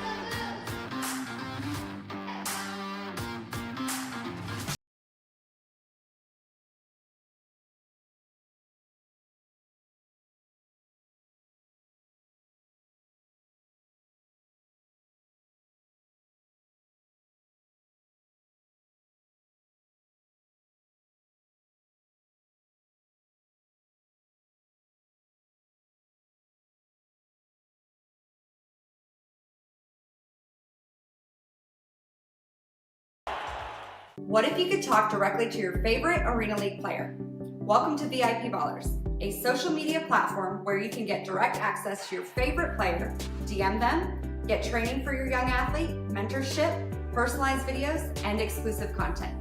All you need to do is head to VIPballers.com, sign up, and follow your favorite Tal player.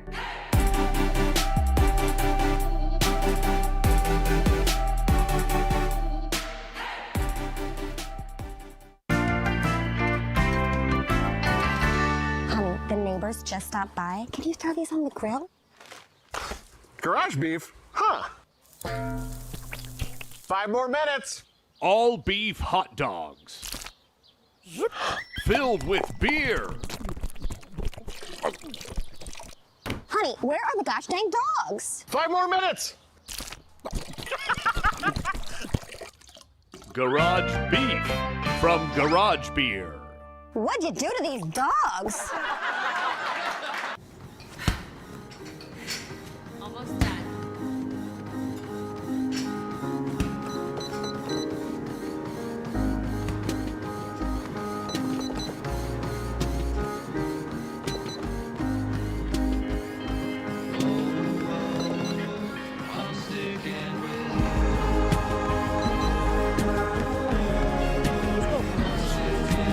Come on, man. Let's get it. Back here, wrapping up our halftime. It's 18-13 for Iowa. All those halftime festivities you were seeing, that was an honor and a big thank you to the Savannah Savages high school football team. Aaron, you were just telling the story to our producers there at that break, but everyone remembers the uniform snafu the Goats were in all the way back in week 1, going down to Arkansas. Didn't have these nice powder blue uniforms ready in time, or so they thought, but it was the Savannah Savages, in fact, Savannah native Aaron Feely. I know this story, it's really close to home to you, but the Savannah Savages football team said, hey, you guys can use our uniforms for week 1, even though they didn't end up wearing them, Aaron. The Goats, I think this is really cool as the final home game of the regular season, saying, hey, why don't you boys come out, let's have Savannah night here, Savannah Savages Appreciation Night here at the Civic Arena. And all those halftime festivities you saw, looked like the members of the team out there taking part of that. Pretty cool stuff. Yeah, obviously it's a neat way to connect with the local community. You've got St. Joseph already in your name, so you know you've got that market cornered. So you might as well also reach out to some of the border towns as well. Savannah, the most recent of my what feels like 10 various hometowns through my lifetime at this point.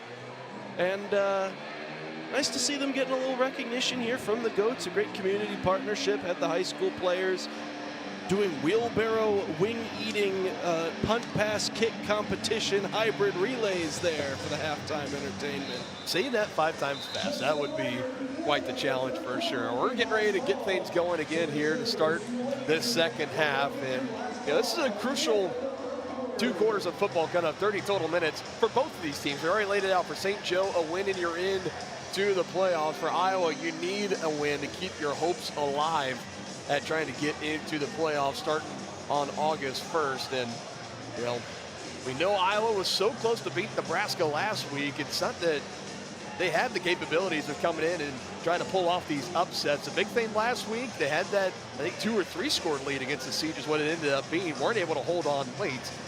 Got to find a way if you want to get this upset win. Obviously, you got to do it here tonight against St. Joe. Another tough task.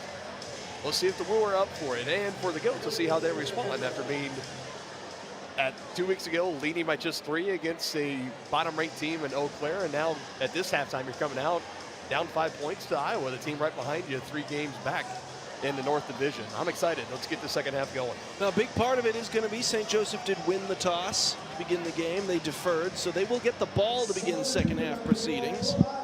That could be of a boost, although against Eau Claire, as you mentioned, they got their biggest boost with a pick 6 to begin the second half of that one.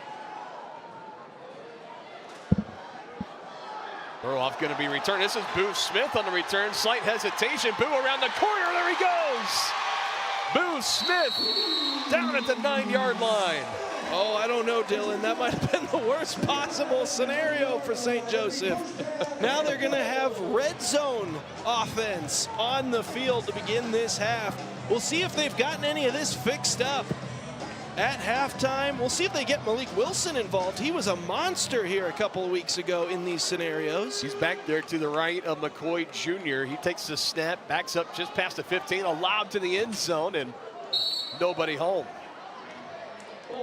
See, that's part of the problem right there as well. They just don't have the blocking up front to be able to just pound this ball in from close situations. And it affects the pass blocking as well, just a straight drop back. Now they're in a formation where they might run this thing with Wilson. Toss it out. They've had some success on this tonight, but not going to have it on this play. Wilson will go backwards, maybe just getting back to the 10-yard line. Yeah, and just not a very good block on the outside from the receiver, near side receiver. A.D. Ely lost his man and then went outside and just kind of found a bit of wall to hug rather than looking for work. And losing 2 yards, just hoping for back to the 10 at best. Both flags throwing some flinching on that front line for Iowa and missing the target to Boo Smith as McCoy Jr. And all of a sudden, off that big return to the 9, now it's 4th and goal. Yeah, again, the red zone offense struggles continue, and you just got to hit that. You've got Smith in the flats, pressure's on you, but let Boo Smith go to work, get the ball on him, let him run after the catch. And another miss from one of these 2 quarterbacks that really impacts their offense's ability now as it brings up a 4th and 12. Goats are 0 for 3 on 4th down tries tonight to the end zone, wanting it all in. Not going to get it. A Woo defender shoved over the wall by A.D. Ely. There's number 15, Khalil Smith. And he's able to hop back up. And again, folks, outside of these walls, this is concrete that these gentlemen are playing on, so no easy landings. Oh, my goodness. Concrete and the paying local viewers did manage to just barely get out of the way. However, at the tail end of that was a turnover on downs. The red zone struggles for St. Joseph continuing. They just have not found an answer for how to pound that ball in once they get goal-to-go situations, and now they got to hope that their defense can come up with something big. Now the Woo can really look for a big punch here, and over the middle, running away from Ryan Martinez. One play for touchdown. Yeah, that was just a very simple China combination, corner from the inside receiver, and then a slant underneath it. Martinez trying to tell his safety, we got to switch when they do that, and just running away from him. Great speed on display by Kayvon Smith. catch it and run, looking like Larry in Super Bowl 43 with that one. Takes it to the post and then takes it to the end zone. Now Sharp for the point try is going to go off the bleachers. It's an 11-point lead for Iowa. Kyvon Smith, for you Goats fans, if that name sounds familiar, it should. A former Goat last season here in St. Joe and a Kansas City native. And he gets his first catch and he takes it all the way for 6. And now for St. Joe, maybe on their heels, up against the ropes. This is a very crucial offensive drive coming up here as they look to respond. Yeah, now the one thing that if you're St. Joseph, you're going to keep in the back of your mind to try to make sure that you're not getting too down on yourself in this scenario. First of all, Iowa was in a very similar situation 2 weeks ago against Nebraska. Very important, yes. That did not go well for Iowa, even though St. Joseph was hoping it would. Secondly, these two teams have met each other a number of times in which Iowa had such a lead in the second half. And St. Joseph brought it back to a ball game every single previous time. So certainly not over, especially with it just being early in the third quarter, but St. Joseph definitely needs to find a way to get some momentum back on their own side. Boo Smith back to return to throw off once again. Will have a chance. Near side taken at the 5, had a lane, closed quickly. That's where the Goats will take over, and maybe you're continuing to look at that scoreboard. You know, for Aaron, if you're Coach Dorsey Golston, you have Angelo Trujillo. He's suited up, ready to go. He hasn't played since week 2. Has been out with that leg injury. Hasn't even taken a snap in live action since week 2, so maybe a little bit of rust, but he does have the experience out there. At what point maybe in this game, if that deficit gets up, do you turn to him and maybe bring him in? Well, I'd certainly at least consider it, but I don't really know how you're feeling about him based on how he practiced this week, based on how healthy he feels. There's a great deal of factors that lean into it other than just, do you want to? 5th catch tonight for A.D. Ely. Smith pitching it. This is a backwards lateral, so no flag will come in as Smith able to find it to Tom Marshall for the fresh set of downs. Boo Smith clearly brought some of that flag football flair with Very him much, yes. when he came back here to the Goats. Back across his body, and Isaiah Alston is there, a little bit of a leap at the 10. Pitches it off again, and shoestring tackle saving the score, but it's A.D. Ely close to the 5. And honestly, the second defender might have assisted here. Watch him as he goes airborne. Probably just going to fall into the grass. Now a shot to the end zone. The Goats waste very little time, and perhaps in that doomed red zone area right now as that first pass goes incomplete. It's been no secret. We've been talking about the red zone offensive struggles for both of these teams near the bottom of the league. St. Joe in desperate need of an answer, down 11. Pressure coming for Iowa, picked up well by St. Joe, and the pass is incomplete again. Yeah, I mean, they've got to just figure something out here. We haven't seen much in the way of McCoy using his legs in this ball game. He's running right and left off the snap. I'd like to see him maybe invite the pass rush upfield, get a quarterback draw going, and let Wilson be a lead blocker right up the gut. Toss to Wilson, looking for a block. Malik Wilson is in. Touchdown, St. Joseph. That'll do as well. Malik Wilson finds the corner, this time not waiting around, not looking for a hole. He just hits that one at top speed, beats his man around the end, and St. Joseph with a response. Good block out there, by the way, from Isaiah Alston. He gets tangled up with a bit of equipment at the tail end of it, but a great block from the Big X receiver. Keeps Khalil Smith from making the tackle, and now a pass broken up over the middle by Ty Anderson, and the try no good for St. Joe, but they do get a little closer, now within 5, 24-19. The Blues still with the lead here with 9:15 to go in the third. That was desperately needed for St. Joseph. Remind themselves that it is possible to pound that ball into that end zone. They decided to go very quickly on that drive, trying to catch Iowa back on their heels. ultimately leads to the rushing touchdown, and a great series prior to that as St. Joseph was carving their way right up the field. You love to see it, a lot of creativity with the pitches. Never seen a play with a bunch of pitches or weirdness in it between these two teams before, so that was refreshing. Never. I'm glad you brought up that flair that Booth Smith brings to this team. Third year with the Goats, but it's been no secret, the member of the U.S. men's national flag football team, and kind of bringing some of those backward pitches, the laterals, that more style you see in flag football. Not saying you don't see it in arena football, but you see it probably over there. I wonder how much influence Booth Smith has brought over. Maybe even some plays to say, hey, Coach Colston, let's try to put a couple of these in and let's see if they work.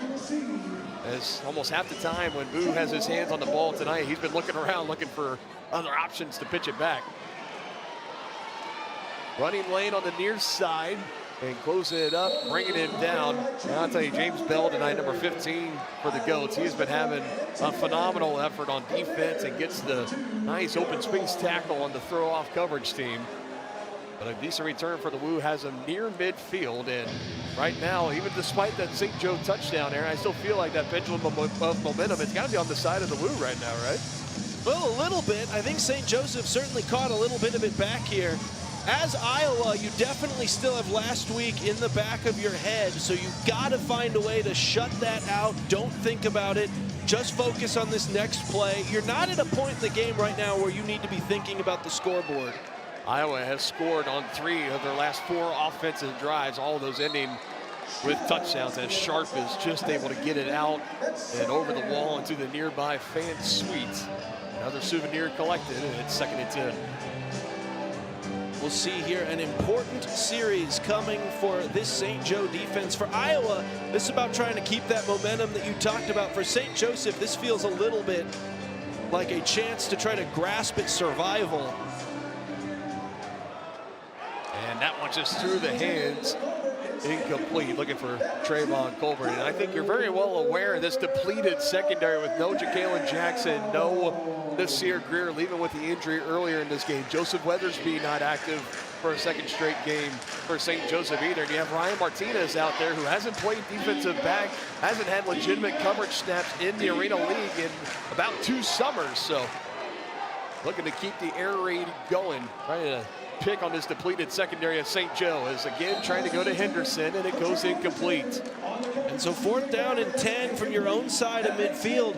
Just how bold are Iowa feeling is right there. That was just perfect coverage. I do think it's definitely very bold of St. Joseph that they continue to play tight press with no safety up top, when they know for a fact they've got a couple of backups at cornerback out there. But you can tell St. Joe trusts its DBs. They send backups out. They expect them to play like starters. And you know what? For the majority of the snaps tonight, they have. And just on the edge of their own territory, Iowa going for it on 4th and 10. Sharp trying to get the defense napping, but it's not going to happen. Great play by Macon. He sniffed that out the whole way. He did not chase up the field. That is the key to a perfect quarterback draw, is you have to find where the defenders are getting overly aggressive and use that leverage against them. St. Joe, they stayed in their lanes. They were not trying to run up the field as fast as possible for a sack. They were well aware of what was going on in the backfield, and they knew the quarterback that they had in front of them, a great runner, and they played it perfectly. And now maybe that momentum is fully swung onto the side of the Goats. Well, let's see what the offense can do with it. Taking over in Iowa territory before they even take a snap, as that'll be incomplete. Looking the way again of Isaiah Alston. I'm going to continue to go to bat, too, for the theory that I would love to see McCoy take off a couple more times in this ballgame. That cheer, waiting for a block. Patience from Malik Wilson. Penalty flag all the way back in the backfield. Meanwhile, Wilson takes it to around the 10, but let's see what the penalty is. The flag was thrown fairly late. It was well after the ball had made its way down the field, and I believe someone got a firm grip on Oscar Scott's face mask. That is the call, a face mask against Iowa. That is their 8th, 9th penalty tonight. Getting close to double figures for sure. And just a tack on at the end. Now it's goal to go from the 5-yard line, just inside the 5-yard line here for the Goats. This should be Wilson time. It's Wilson. And he's brought down right at about the line of scrimmage. Uh-oh. Well, Oscar Scott still having his Christmas card exchange with Khalil Smith after the play. In the middle, and incomplete. Yeah, very nearly tipped right into the hands of Dom Marshall. Because why not? When these two teams get together. The laterals, the ricochets, who knows what you're going to get. We've gotten a lot of almosts here tonight. We haven't actually seen one happen just yet. Make the toss, McCoy. Back to Wilson, wide open. Touchdown, St. Joe, back with the lead.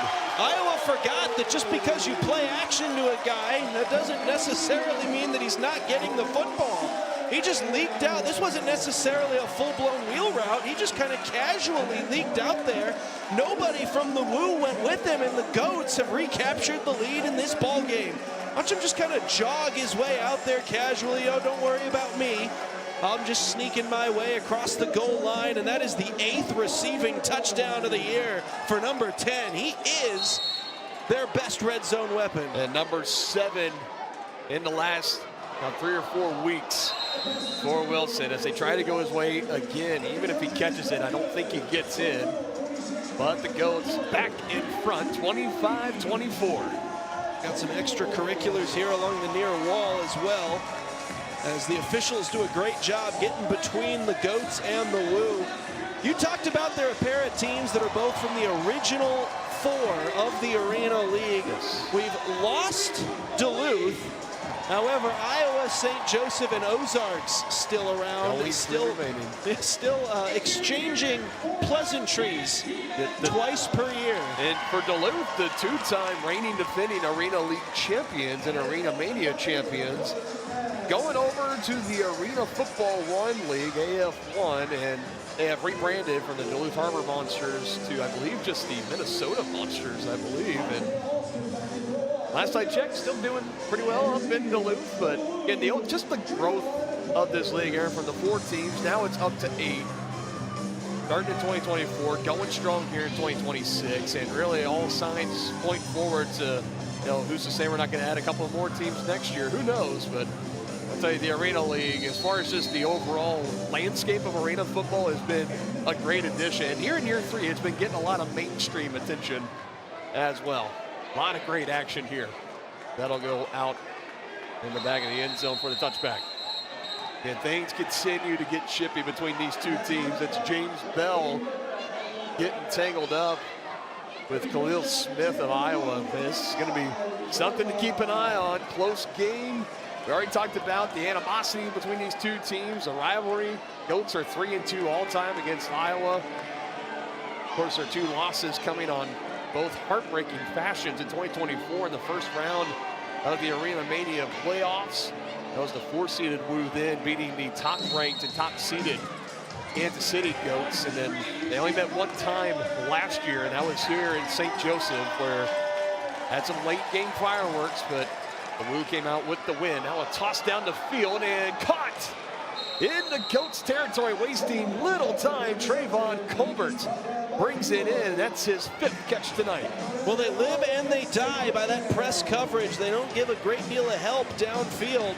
They usually like to just smother you with it, but from time to time, if you can get a step off the line of scrimmage, that's the risk you run defensively in this defense. Sharp on a rollout, end zone shot again, in coverage it's Martinez as he gets the break up. And he's going to want to be careful after the play. Certainly not in a position right now, if you're St. Joseph, where you can afford anyone to get themselves ejected at any point. Right here, he gives him one word, but then he is smart. He just backs up after that. You give him one quick word, they'll let you get away with that. Then you go back to your defensive position. And with the tensions being high, you know a quick flag could come to try to settle it down between these two, and wide open over the middle, tumbling to the end zone. Touchdown, Iowa. It's Malik Allen. Suddenly we got a shootout.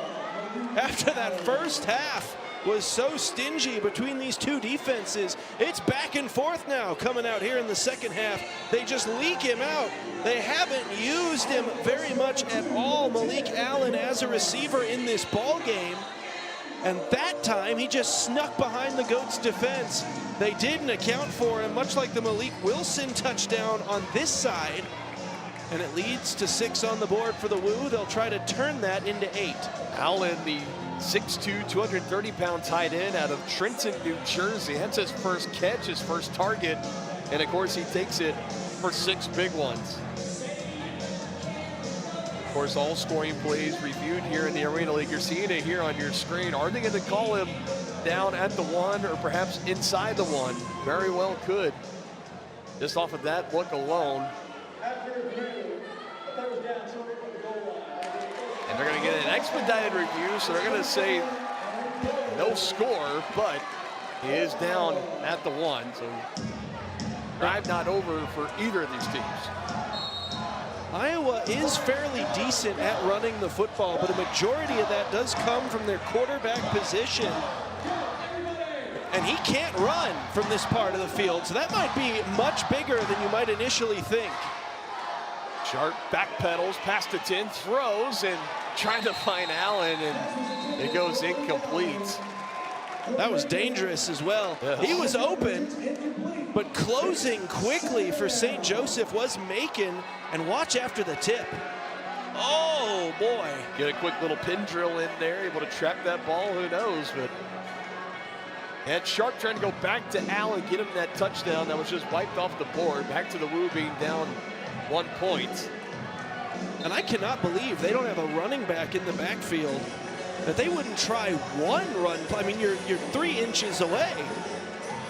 They wouldn't try one run play from down here. Not yet. 2nd and goal at the 1. Sharp will survey, lobs it on the crosser in the back end zone. Touchdown, Iowa. This one is going to stand. Players tangled up afterwards. Right now it's the 2nd touchdown of the night for Kansas City native Kyvon Smith. As we'll take a look here, just running the deep cross from the other side of the field. He beat his man cleanly. And we still have players tangled up in the back of the end zone. They'll work to get everybody up and on their feet. So 2 catches for 40 yards and 2 touchdowns for former St. Joe Goat Kyvon Smith. No flags thrown with the extracurriculars after. So just a few moments ago, we're right back there with the lead in favor of Iowa. And just again, they will go for 2 to make it a 7-point lead.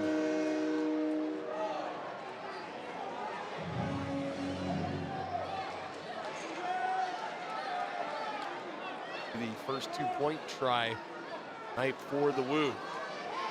Sharp to his left, nobody there yet, and it's going to be broken up. Great coverage once again by C.J. Bradley of the Goats. And that was a very valuable breakup too for St. Joseph, considering their struggles with extra points this year. I mean, a 7-point lead is almost a 2-possession lead, the way the Goats have had their struggles with those conversions. But down by 5 here, 3rd quarter. Goats going to get the football back here, Dylan, and they desperately need to continue this streak, keep it going back and forth. I think if this turns into a full-fledged shootout, that's exactly what St. Joseph would like to be in. Do not let this now divulge back into what it was in the first half. That might not go your way. I think they'd feel a lot more comfortable turning this into a speed competition. Traditionally, when it comes to who can move the ball the fastest, that speed competition, like you mentioned, very few are rivaled up against St. Joseph. Great action happening here tonight. Getting started early out on the 4th of July bye week. Last weekend, we got action here, and then Memphis and Arkansas, the 2 top seeds in the South Division, also playing each other right now. Waiting for an opening as Boo Smith continues to have the throw-off return duties in the 2nd half. A little frustrated as he had a window open, but closed tightly up against that near wall. Still Robert McCoy Jr. trotting out for St. Joe. 3 touchdown passes, just 1 interception to this point. 4 touchdown passes for Vernon Sharp, or 5 rather, and 1 rushing touchdown as well.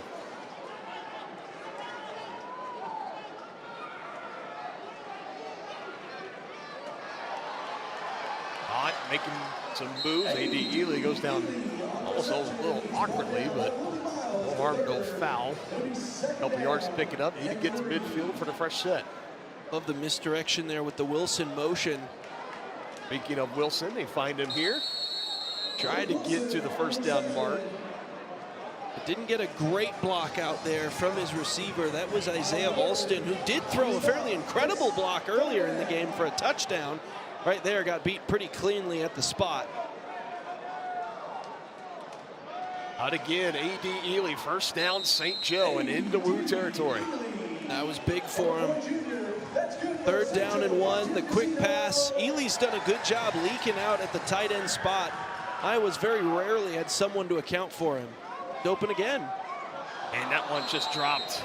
Pressure coming on McCoy Jr. as he gets taken down to the turf, but A.D. Ely's going to tell you, I need to bring that one in. So far, 6 catches for Ely tonight. Also, another receiver, along with Boo Smith, did not play 2 weeks ago in the last game here at home against Eau Claire. Yeah, regardless of how open you are, you got to take the ball with you. This one just behind Malik Wilson, and that's a misfire on McCoy Jr. Yeah, you got to hit that one. Wilson wide open with some space behind him. He's at least getting 5. And the way that he's been shifting and moving tonight and over the last few weeks, very real possibility that he breaks that tackle. And that is going to do it for us here in the 3rd quarter. Must-see Arena League football action. Coming back when we return in St. Joe.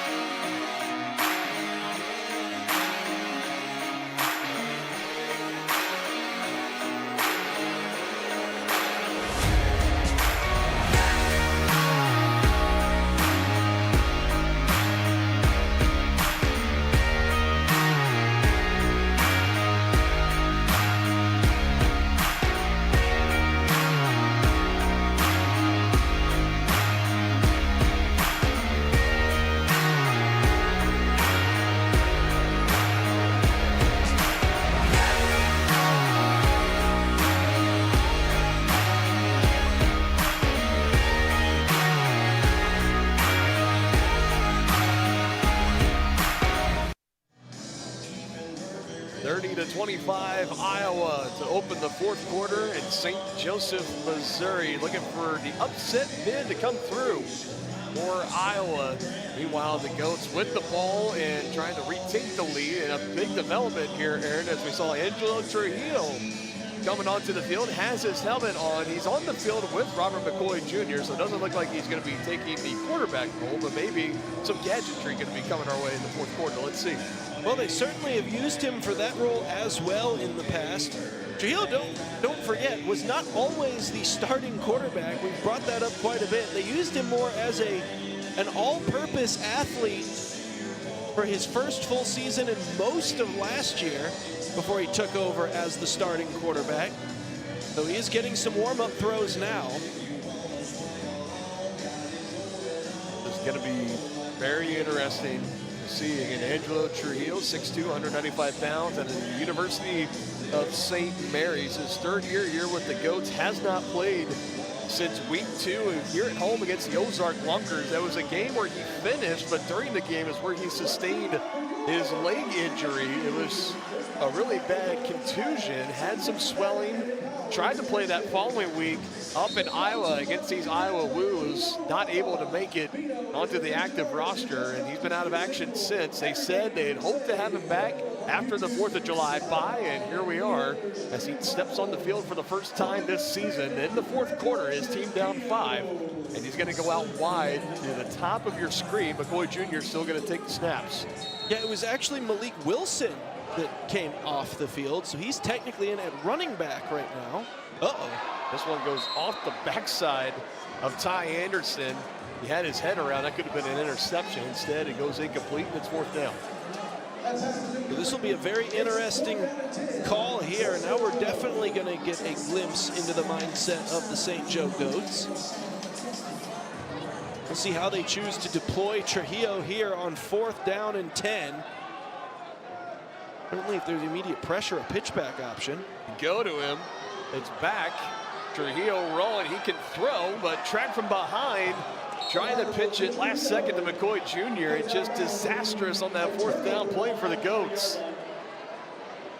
As we take a look at the replay, he had a man downfield too, but just has to toss that thing at the last second because the pressure had gotten into the backfield. And if he had just 1 second longer, we might be looking at a big St. Joe play. Instead, a turnover on downs. And Iowa is beginning to really feel like that potential upset is on the board. It is an option right now. You get a touchdown, you get that score here. If you're Iowa, you feel much, much better about your chances. Again, you have to win tonight. You got to win out your last 2 games, and you need St. Joe to lose out. As you do your part here tonight with the head-to-head, and then next week as the Goats will go up and take on Nebraska, who's right now the only team to beat St. Joe this season. Who knows, things could get really interesting. Let's see how this one ends here tonight in St. Joe. Sharp back to throw, working with a 5-point lead, trying to build on it as he finds Henderson, who reels it in. That's catch number 3 for Trey Henderson.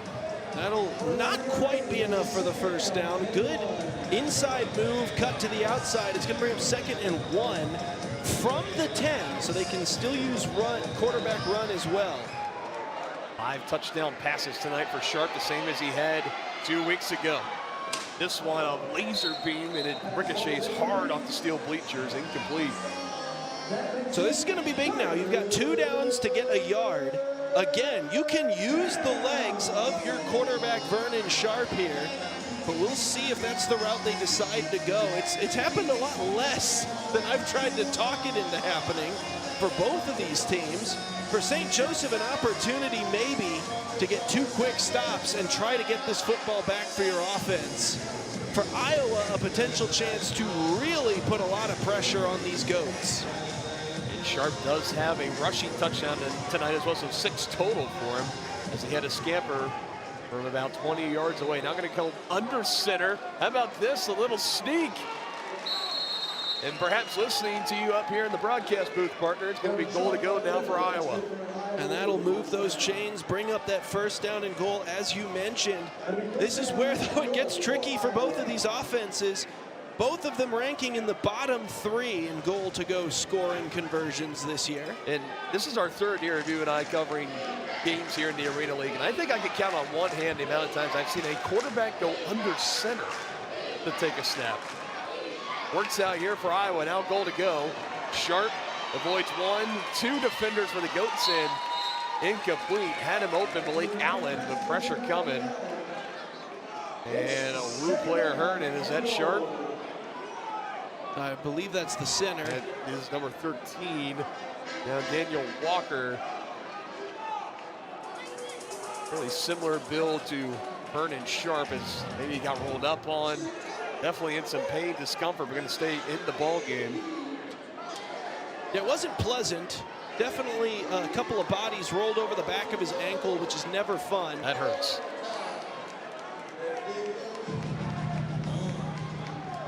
To the end zone, and incomplete. Through a hand of a goat first before it got there. Now it's 3rd down. Yeah, very nearly the defensive play of the season for C.J. Bradley. So we take a look at the replay. This is going outside to Martinez's guy. But watch Bradley. Oh, man. listed at 6'1". If he's 6'2", that might be an interception. Well, for Henderson, he goes through his hands, has his head turned around, maybe able to bring that one in. Close play. Now the crowd's starting to get loud again. 3rd and goal for Iowa. Sharp lets it go and into the end zone. Touchdown, Woo. And that is big for Iowa. And again, they're beating them on those backside crossers. They just have not had the ability to keep with the Iowa receivers all the way across the field. It's been what the Woo continue to go to in the red zone, and St. Joseph has not been able to adjust to it. Now his 6th throwing touchdown tonight, 7th total for Vernon Sharp. And back to a 2-score lead for Iowa. Just phenomenal stuff. And to Colbert, his 2nd receiving touchdown for the 2-point try. Sharp with time now steps up, can take off and go, lowers the shoulder. Helping bring the boom there was Lorful's number 0. And the 2-point try unsuccessful with just under 11 minutes to go in this 4th quarter. As we take a look at the replay, it gets oh so tantalizingly close, but cheek to turf just before the ball crossed. And actually, I'm not sure the ball has crossed to this point. Looks like it hits at about the 3-inch line and then bounces backwards back into his other arm. But either way, the Woo touchdown gives him a 2-possession lead. And now for St. Joseph, you're going to have to really, really lock in for the final 11 minutes here in front of the home crowd. Still more than likely that you're going to get one of those playoff spots. However, you've got this game here. You've got Nebraska in Nebraska next week. And then if you lose that one and Iowa wins, suddenly you've got a very, very, very sweat-inducing final week of the season if you're the Goats, after what you thought would be a nice, easy path to the postseason at about the halfway point. If they were to come down to that, onto the last game of the regular season, July 25th, the Goats would be on the road at Eau Claire, taking on the Axemen. Meanwhile, Iowa in a game that they would need to win, and the Goats would need them to lose to Eau Claire. The Woo would be home against the Nebraska Siege. Here's another return. Lou Smith trying to stiff arm, not going to get away. Penalty flag comes down. I'm curious, is that against Boo? I think it's initial signaling face mask against Iowa. When you kind of get those stiff arms out there, you worry about that for any ball carrier. Okay, so it does look like they're going to call it on Iowa, as you mentioned. But yeah, Smith came dangerously close to hooking his fingers as well. We take a look at the replay. A free 15 yards going to be added on. That's right there. Stiff arm, and yeah, that's why the officials get paid to officiate, and we just get paid to talk, Dylan. There you go. Now Trujillo will take the snap here, his first one since week 2, as he fires a dart to A.D. Ely, spinning around inside the 20. And welcome back in the quarterback spot, Angelo Trujillo. Robert McCoy Jr. still out on the field as well. He's at the Goats' 20-yard line right now, as Trujillo's going to pitch it right back to him. Loading up, and McCoy Jr. incomplete. Threw that one off the glass. Sturdy glass, might we add. Good decision from Trujillo to pitch that one back, but the pitch was well high. Didn't really give McCoy an opportunity to actually look down the field and try to get a pass off. Going to bring up this 3rd down and 2. Trujillo back to McCoy Jr. It's on the ground. Now they'll rule as an incomplete pass. And so just like that, this becomes maybe the play of the game. 4th down and 2, and they don't have a running back on the field, so they're going to have to probably throw this thing, and they haven't gotten great blocking up front with an injured Trujillo at quarterback. Trujillo to the end zone, and nobody's going to be home. Some contact, but no flags. So no foul for the push in the back there. It's just going to be a turnover on downs. As we take a look at the replay, I guess it's going to come down to if they rule this catchable. Trujillo might have had a running lane if he had been able to arc his way back in, and oh boy. Boo Smith right into his back. The Willie Miles III might have gotten away with one there, but either way for Iowa, they get the takeaway on downs. And they might be getting closer and closer to a real potential upset here to keep their season alive. This is getting really interesting. And again, let's not forget, they had the upset in the bag last game, too, 2 weeks ago up in Nebraska, but it was the turnovers, the penalties late in that game that really gave that game away, gave it back to Nebraska. And Sharp will just throw this one over the wall, incomplete, off the top concourse. So, you're sitting here, if you're Iowa right now, 11-point lead, you're thinking, if we can stay clean on penalties, just be efficient, not turn the ball over, we do have a really good chance of winning this game, but you have to do that. You didn't do it 2 weeks ago, you got to do it here tonight. Well, and you also need to learn when to maybe just not make a bad play worse. I wouldn't advise taking too many of those chances where you're trying to release the ball spinning backwards as you're going to the ground. We've seen a couple of times in the Arena League across various games quarterbacks try to do that and they end up just losing the football for a fumble. I think the loss of 5 yards is probably better than taking the chance if you're Sharp there. Coach Dorsey Golston, defensive-minded coach like himself, they wanted a flag there for grounding, not going to get it. Now back to work. Goes Iowa, quick completion. And no marking at the Iowa 21-yard line. Another catch for Kyvon Smith. That is number 3 for him tonight. His first that hasn't gone for a touchdown. He has a 39-yard score and a 1-yard score. And that's going to bring up yet another third down here for Iowa.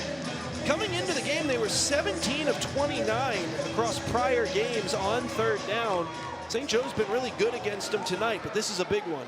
Free rush for Flowers, but able to get it away and making the catch and running away. Trayvon Colbert with the score, his 3rd of the night.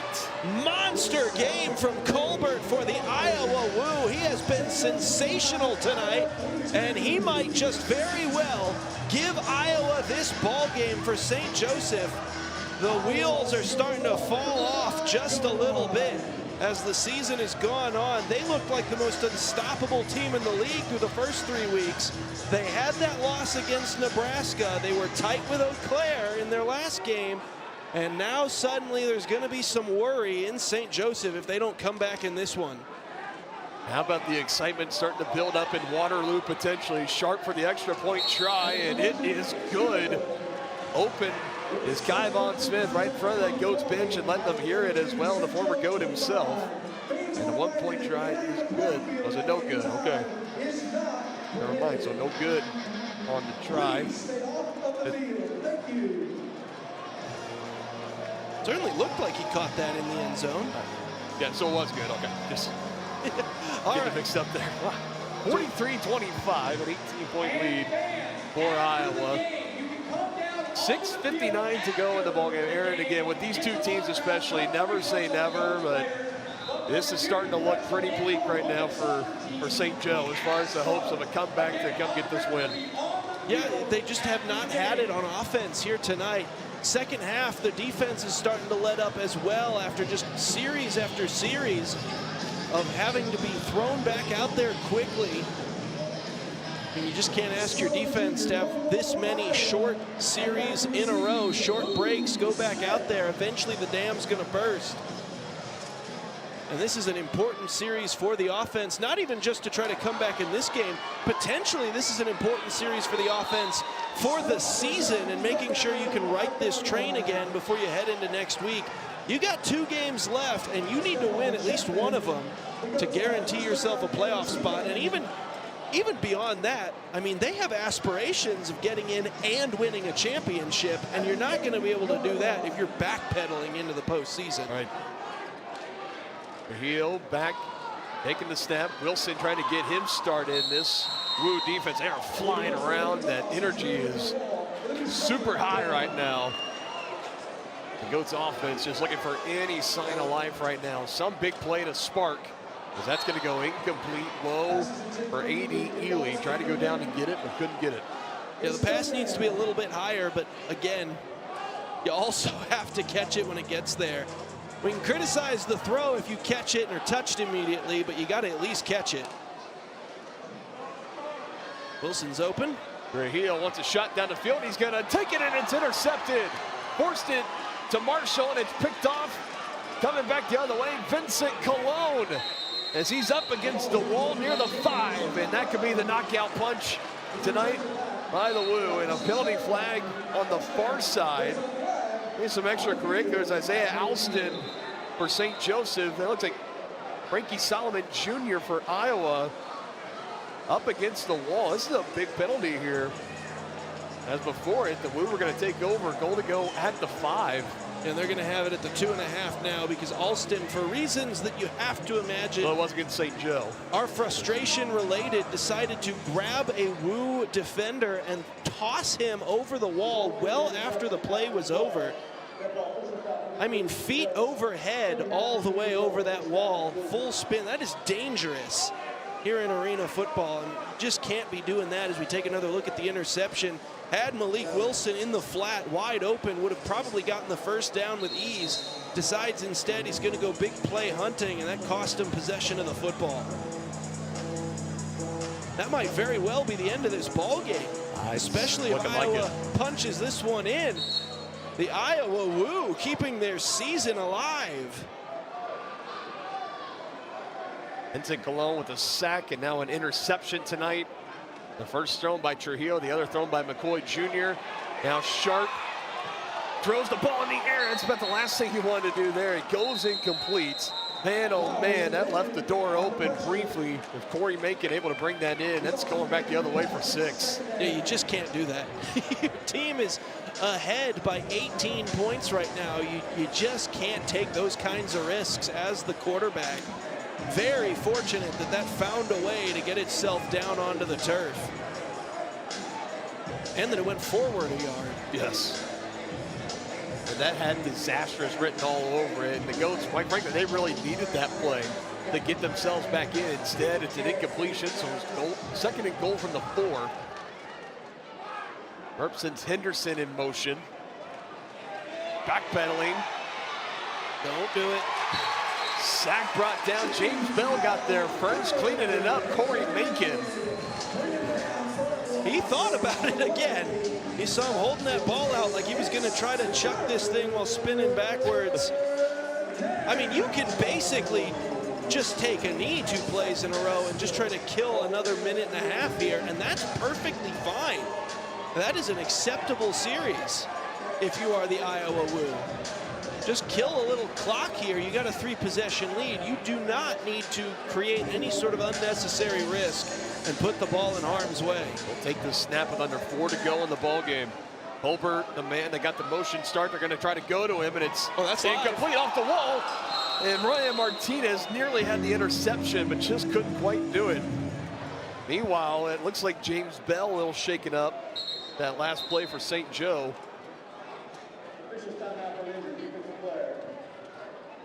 Timeout for injury.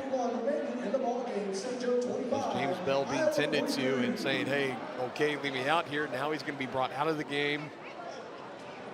Meanwhile, here for Iowa, you're looking at got it on the video board right now. It's 4th and 18 with 3:41 to go in a game that you lead by 18. What will the Woo decide to go with here? Well, you imagine there's not going to be any sort of surrender here to gain 3 yards of field position, so they're going to go for it. I'd imagine we're going to see yet another backside crosser because those have just been eating up the St. Joe defense here today. But you just don't throw anything risky. 4th and 18 to throw. It's going to be caught. And that was an unnecessary risk on the other side of that. Joko Willis tried to go up for the interception. It's 4th down. You can just let him catch it and then push him into the wall, and you're golden. There's no real need to try to go for this pick. You've got no help behind you. That's just poor fundamental football on the defensive side. When it rains, it pours for the St. Joe Goats. You could say that again. Oh my goodness. Shades of Baltimore and Denver back in the early 2010s, and that one goes for 6 for Iowa, and that should pretty much do it in this one here tonight. A point shy of 50. They're going to go for the 2-point try to make it 51-25. Sharp with time. Now to the end zone, too high. No one going to be able to bring that one in. That Extra also shoving after the play again. That's Corey Macon that was getting tangled up with Malik Allen. No flags, and it's now 49-25 with under 3 to go in the ball game. That's the other thing that you just simply can't have at the back end of a game like this. I mean, yeah, you're down 24. It doesn't feel great. You're probably not going to get that 1 seed unless a lot of stuff goes your way at this point. But you cannot take that frustration out after the play. That's a good way to get yourself potentially ejected and banned from next week's game, an important tilt against Nebraska. And now that game becomes even more crucial, and not even, setting aside the hopes of having the 1 seed. That was what big implications was looking like going to that game at Grand Island next week. Now you got to turn around and thinking, a loss here tonight for St. Joe. You still haven't punched your way into the playoffs. More than likely you're going to get there, but again, you don't want to take it to that final week. If you lose to Nebraska and Iowa gets another win, man, it is very stressful and very tense going into that final regular season game in week 8. So even more important on that matchup next week in Nebraska, as that one is going to be taken by a fan in section 115. I'm surprised that didn't actually end up hitting the rafters. It just barely grazed under them. By the way, it's going to set the Goats up at midfield regardless. Nice catch, man.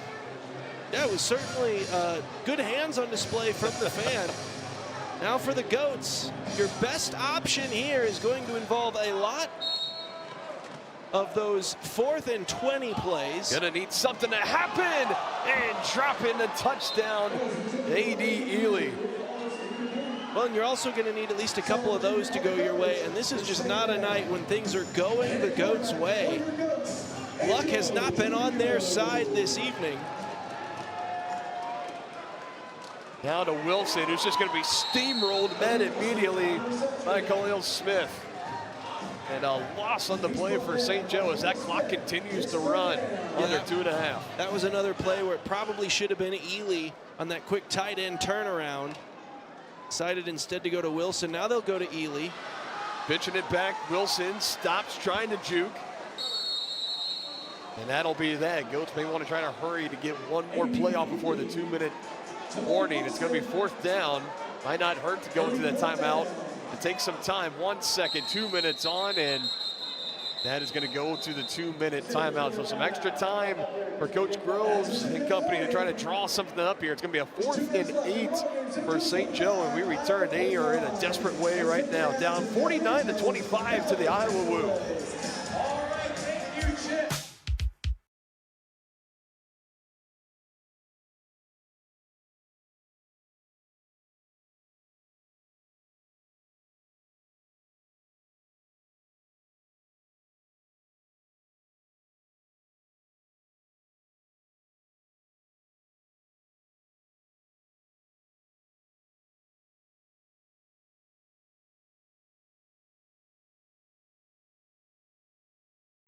What if you could talk directly to your favorite Arena League player? Welcome to VIP Ballers, a social media platform where you can get direct access to your favorite player, DM them, get training for your young athlete, mentorship, personalized videos, and exclusive content. All you need to do is head to VIPballers.com, sign up, and follow your favorite Tal player.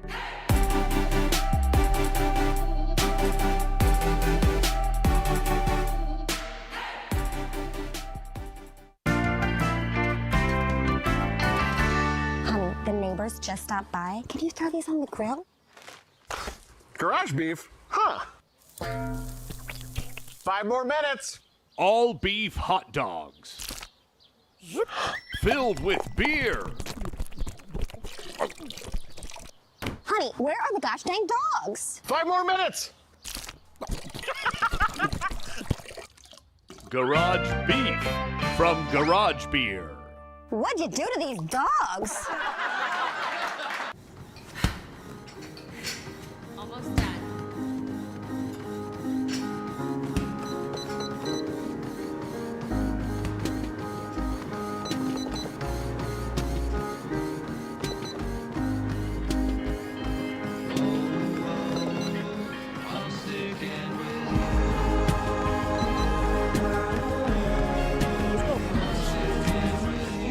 Let's get it. 49-25, 2 minutes to go in this game. Is chances for St. Joe. They're going to get some free yardage here. Trying to come around was Jamie Vincent Cologne. Just had the interception on the last defensive stand for Iowa. Trying to point and say maybe it was A.D. Ely that flinched first for a false start. Officials are not going to agree. That will be the 11th penalty tonight for Iowa. And yet, despite that, Aaron, they have this massive lead. 2 minutes to go. Very close to pulling off and successfully holding on to a road upset. Barely did it 2 weeks ago against Nebraska, undefeated, top of the North Division. Now giving the St. Joe Goats all they want as Boo Smith gets taken down to the 15. And all the way down there, it looks like at around the 11, which is perfect. It prevents it from being a goal-to-go situation, so they're still allowed to score. From the 11, Trujillo just dumps it off short. Wilson trying to get in, reaches across their lane, and he breaks the plane. Touchdown, St. Joseph. And some extra push and shoving continuing in the back of the end zone. That's A.D. Ely tangled up with the Woo player. No flags. And the touchdown still stands for Malik Wilson. Yeah, we'll take a look at the replay of the actual touchdown here. We'll ignore the post-game theatrics from each of these sides. Look at the Wilson spin to the inside, keeps his balance. Oh, what a play. He has been electric for St. Joseph over the last few weeks. And they're, of course, going to take a deeper look at this last play. All scoring plays reviewed, especially with under 2 minutes to go in the game. There's that reach. Certainly looks from that angle like it's either in or you can't tell. We'll try to piece together a pair of angles. We've had a phenomenal camera crew for the entirety of this season here at home. St. Joseph, Missouri, and getting a couple of good looks there. And all indications show this is going to stand as a successful touchdown. Now you need the point after try. No, they're putting it at the 1. They are oh my God, they are putting it at the 1. All righty. Okay, so just short is Malik Wilson, and now that one too high. It was wide open with plenty of room with Boo Smith, and just a misfire for Trujillo. Again, a little bit of rust perhaps. Hasn't played all the way since week 2. Come on here in the fourth quarter, taking over for Robert McCoy Jr. Now Trujillo having to make some magic happen. He throws in the end zone, looking for Smith. Contact, and now a flag. So that'll just really reset the downs. Maybe a decent penalty to take there if you're the defender. Trujillo just lobbing that one up to Smith. And we'll see if they can at least punch this thing in after getting it down to the 1. Try to at least get the boogeyman of these goal-to-go scenarios off their back. It's really every time that you don't end up scoring, more and more time ticks away. Now 125. You need to score here. As they don't, wedge on the top of the wall, and that's going to go as an incompletion. And that will stop the clock, 121. Again, in the red zone, these short yardage scenarios for St. Joe, it's been a struggle all season long, and it has continued here tonight.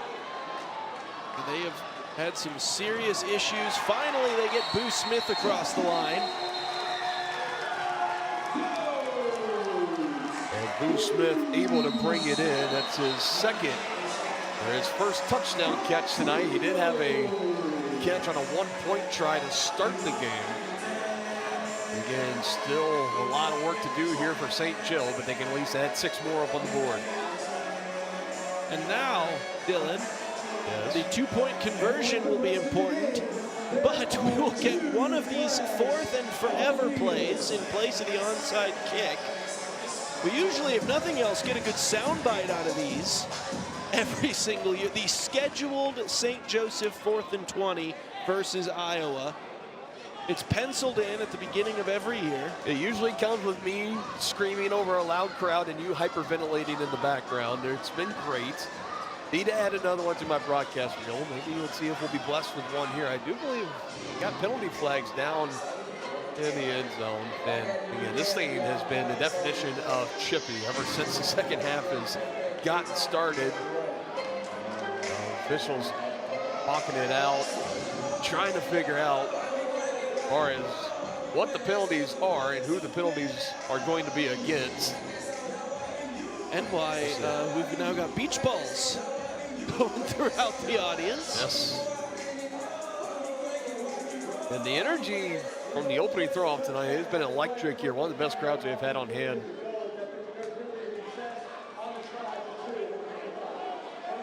So the penalty was against St. Joseph, so their 2-point conversion will now be from midfield. And we're still shoving. Just how you draw it up. Well, and Boo Smith in particular definitely doesn't want to be getting involved with any extracurricular because he has an Olympic visit potentially in his near future. So a 2-point try from midfield. Not ideal here for St. Joe. Trujillo and company trying to make the most of it to the end zone. Marshall, and it's dropped. They got there. He gave him a chance. Marshall it would have been a tough catch as we'll take a look at the instant replay here. Defender got a bit of a tip on it. Heck of a throw from Trujillo. And of course the hit at the tail end of it certainly doesn't help you as the receiver. Oh, but I mean, given the situation, you got to come down with that one, Dylan. And it's still a 3-score lead for Iowa, 49-31. So you're going to need a lot of stuff to go your way here in consecutive order for St. Joe. Get a score here on a 4th and 20. Get another score quick off another successful 4th and 20 with 2-point tries in there to make things interesting. Again, you never say never with these two teams. Well, let's find out. Need to get to midfield to keep the drive alive for those that might not know. Trujillo will throw back across to his left. Smith back across the field. Ely, sidestep, penalty flag is down. A.D. Ely, oh my goodness, he takes it for the score. But unfortunately, I think that pass from Boo Smith might have been forward. Yeah, Boo has not yet mastered the lateral, I don't believe. Oh, man.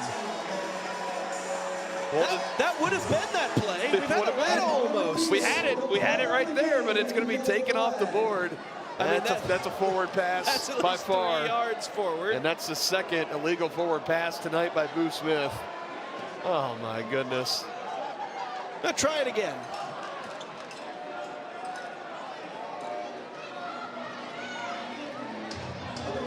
We've got some audience members voicing their displeasure, but I don't believe they're going to win that argument with the officials here. That was very clearly a forward pass.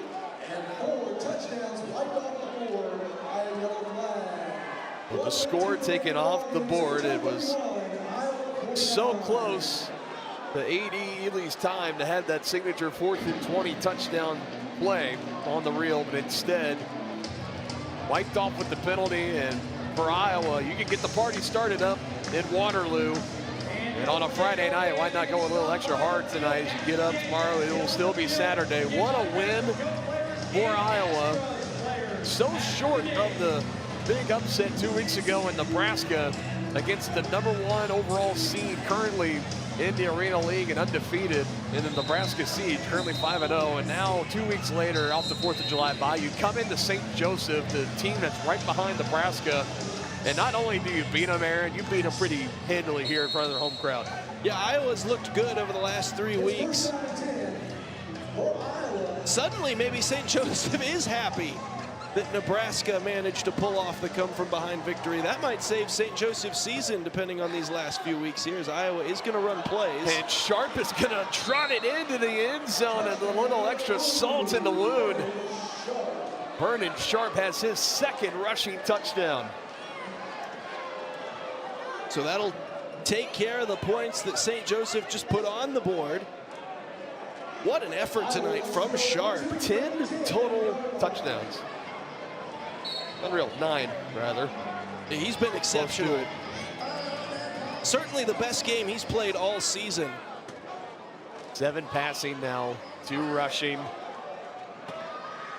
Unreal stuff.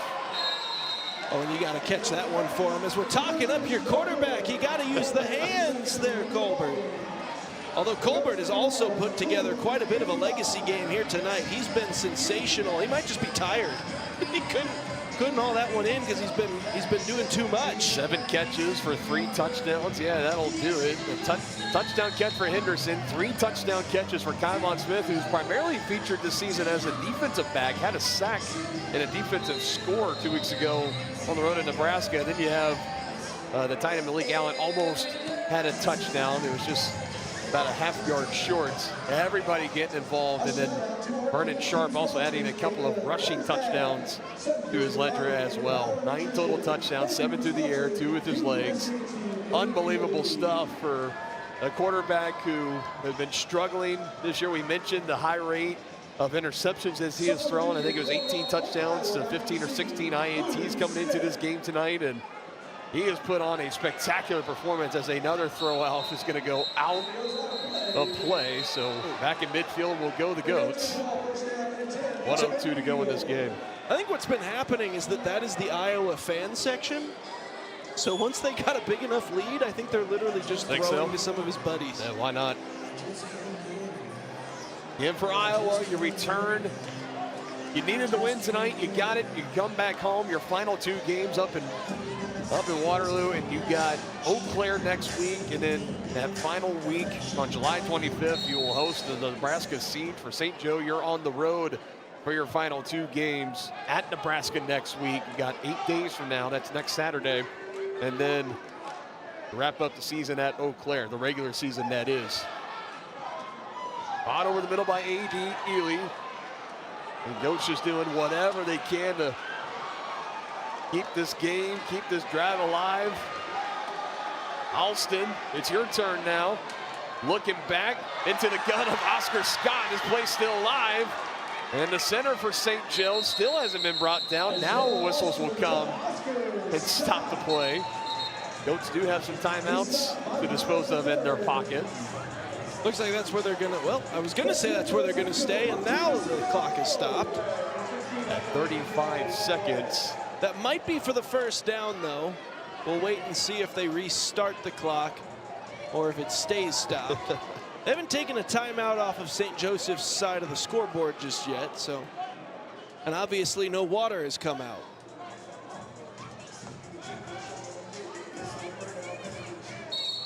An injured Woo player, make sure he got off the field. Now the clock goes.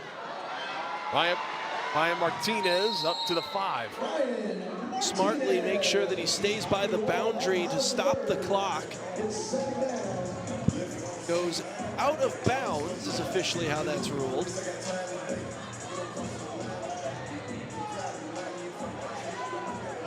We'll get a 2nd down and 4 from the 5. It's technically not goal to go, Dylan. So they're still good. To the end zone and caught for the score. And it's A.D. Ely. So technically keeping yourselves alive.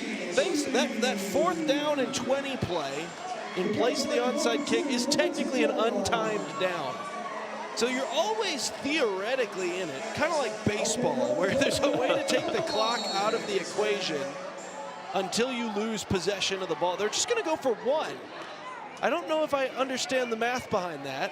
And they find A.D. Ely open again, caught.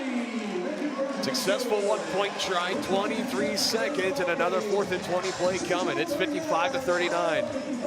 You're thinking they're go for 2, make it a 15-point game. Like your odds a little bit better there. At least then it's 2 scores. Well, they did go for 2 on the scoreboard is what they're mentioning. So unless I missed a penalty on the defense that made that a 2-point try from the 5 instead of the 10. They're marking it as a 2-point play. So we'll wait and see if that's accurate or not.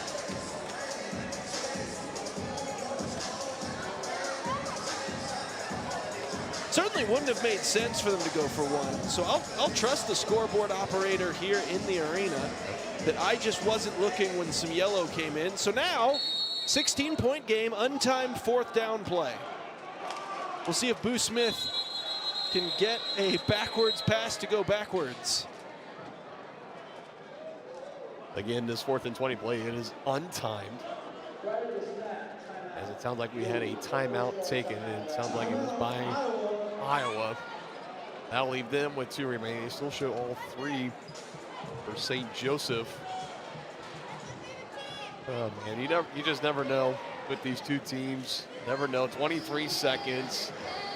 And this is that win probability ticker. You see it all the time in professional sports. It's 99.9% of the way there for Iowa. And unless it's St. Joe can get some lightning in a bottle, and they're going to need it a couple of times, we'll see what happens.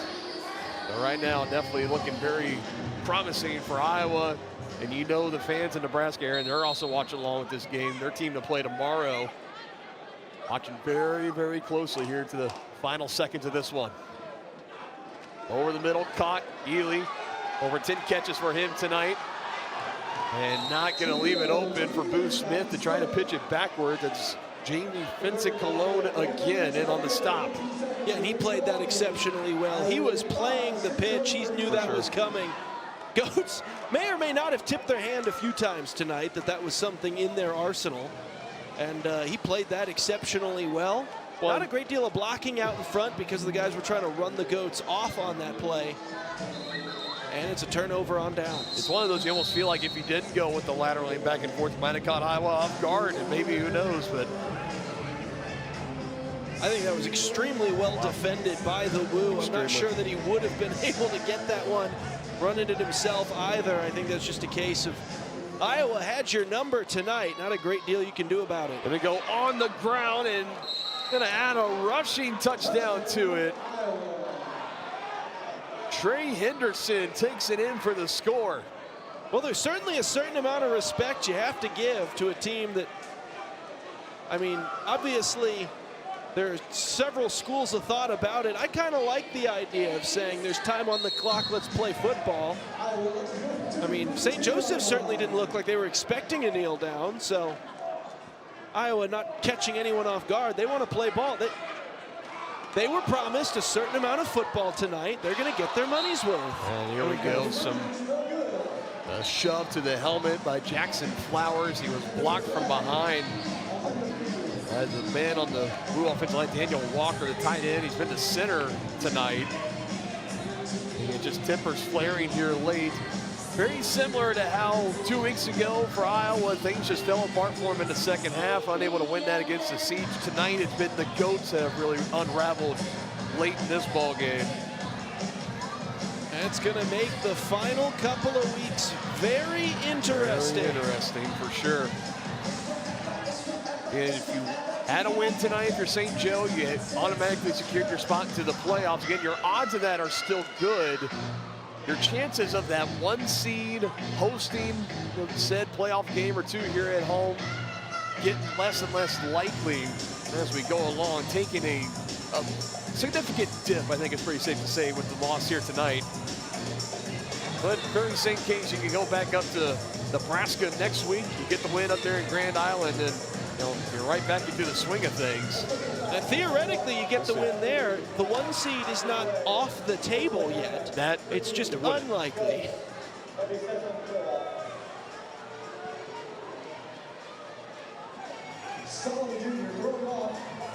Again, looking back at just the 2 weeks ago, that Nebraska-Iowa matchup, I think you had made the comment, Aaron, that for St. Joe, maybe a little happy that Iowa didn't end up winning that game, potentially. Might help their odds a little bit. That's another one. Yeah, okay, so that's another throw off into the Iowa Woo fan section. They're getting some souvenirs. Yeah, happened 3 times in a row. I'm going to call that a pattern. 61-39. You know what, when you have a 61-39 lead, why not just huck it into the stands? Give your fans some souvenirs to take back home, and tipping a cap to the Woo fans making the drive down. They're just coming to support their team here on the road. Not a whole lot of folks gave this Woo team any of a chance to come in and get a win tonight. Would it necessarily surprise everybody? To a degree, but given how they played against Nebraska last week, maybe not. But to win in this fashion, Aaron, I don't think anybody saw this coming. No, this is probably the best game Iowa has played all season long. Another throw down the field, incomplete, looking for Boo Smith, and there will be at least one more play here in this ball game. And it will likely be the final play here in this ball game. That's probably the right place to put that football too. Coverage was just pretty good. It would have taken a sensational catch, but you have to pretty much just fling this thing to the end zone at this stage. Can't put any blame on Trujillo there. Probably don't want him taking many shots to the ankles though. And that goes incomplete, and that's going to be the ball game. 61-39, the final score. And the party is on up in Waterloo. The Iowa Woo stunning the St. Joe Goats here at home and keep their playoff hopes alive. Meanwhile, for St. Joe, going to have to keep fighting. Starting to see their home playoff aspirations starting to perhaps slip away from their fingers. We wrap it up from St. Joseph when we return here on the Arena League YouTube channel.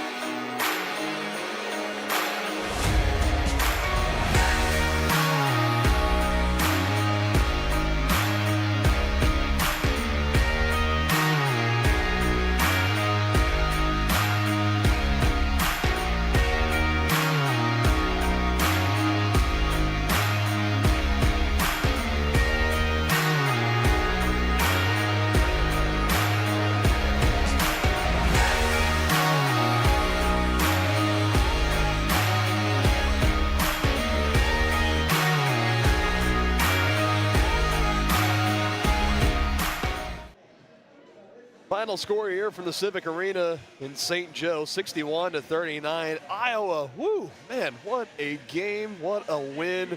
Keeping their playoff hopes alive, Aaron, and doing it in pretty dominant fashion here in front of the home crowd of the Goats. Yeah, obviously a very important victory for them. For St. Joseph, a chance to clinch a playoff spot slips through your fingers, and now you got to go to Nebraska next week. That is going to be a challenge. However, Nebraska, very good team. Both of these teams still have to face that siege squad. However, for Nebraska, their Iowa game is the final week of the season.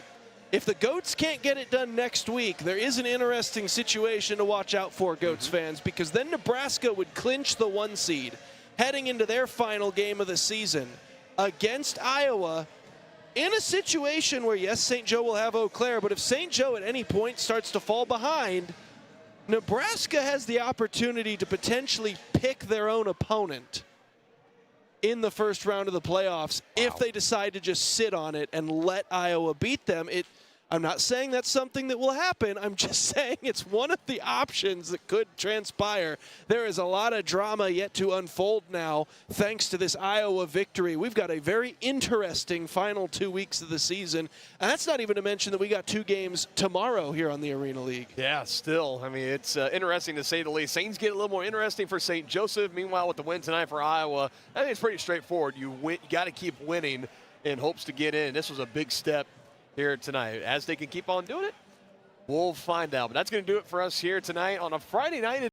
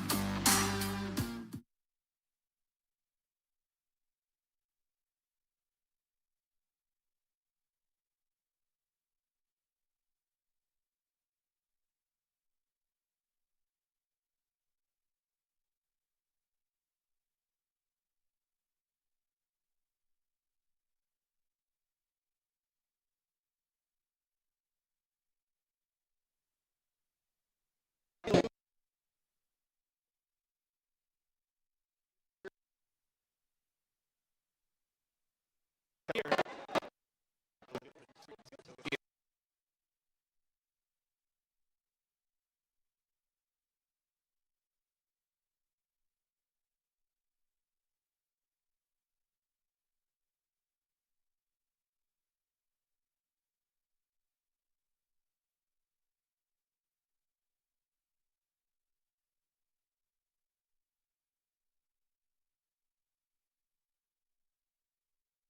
the tension.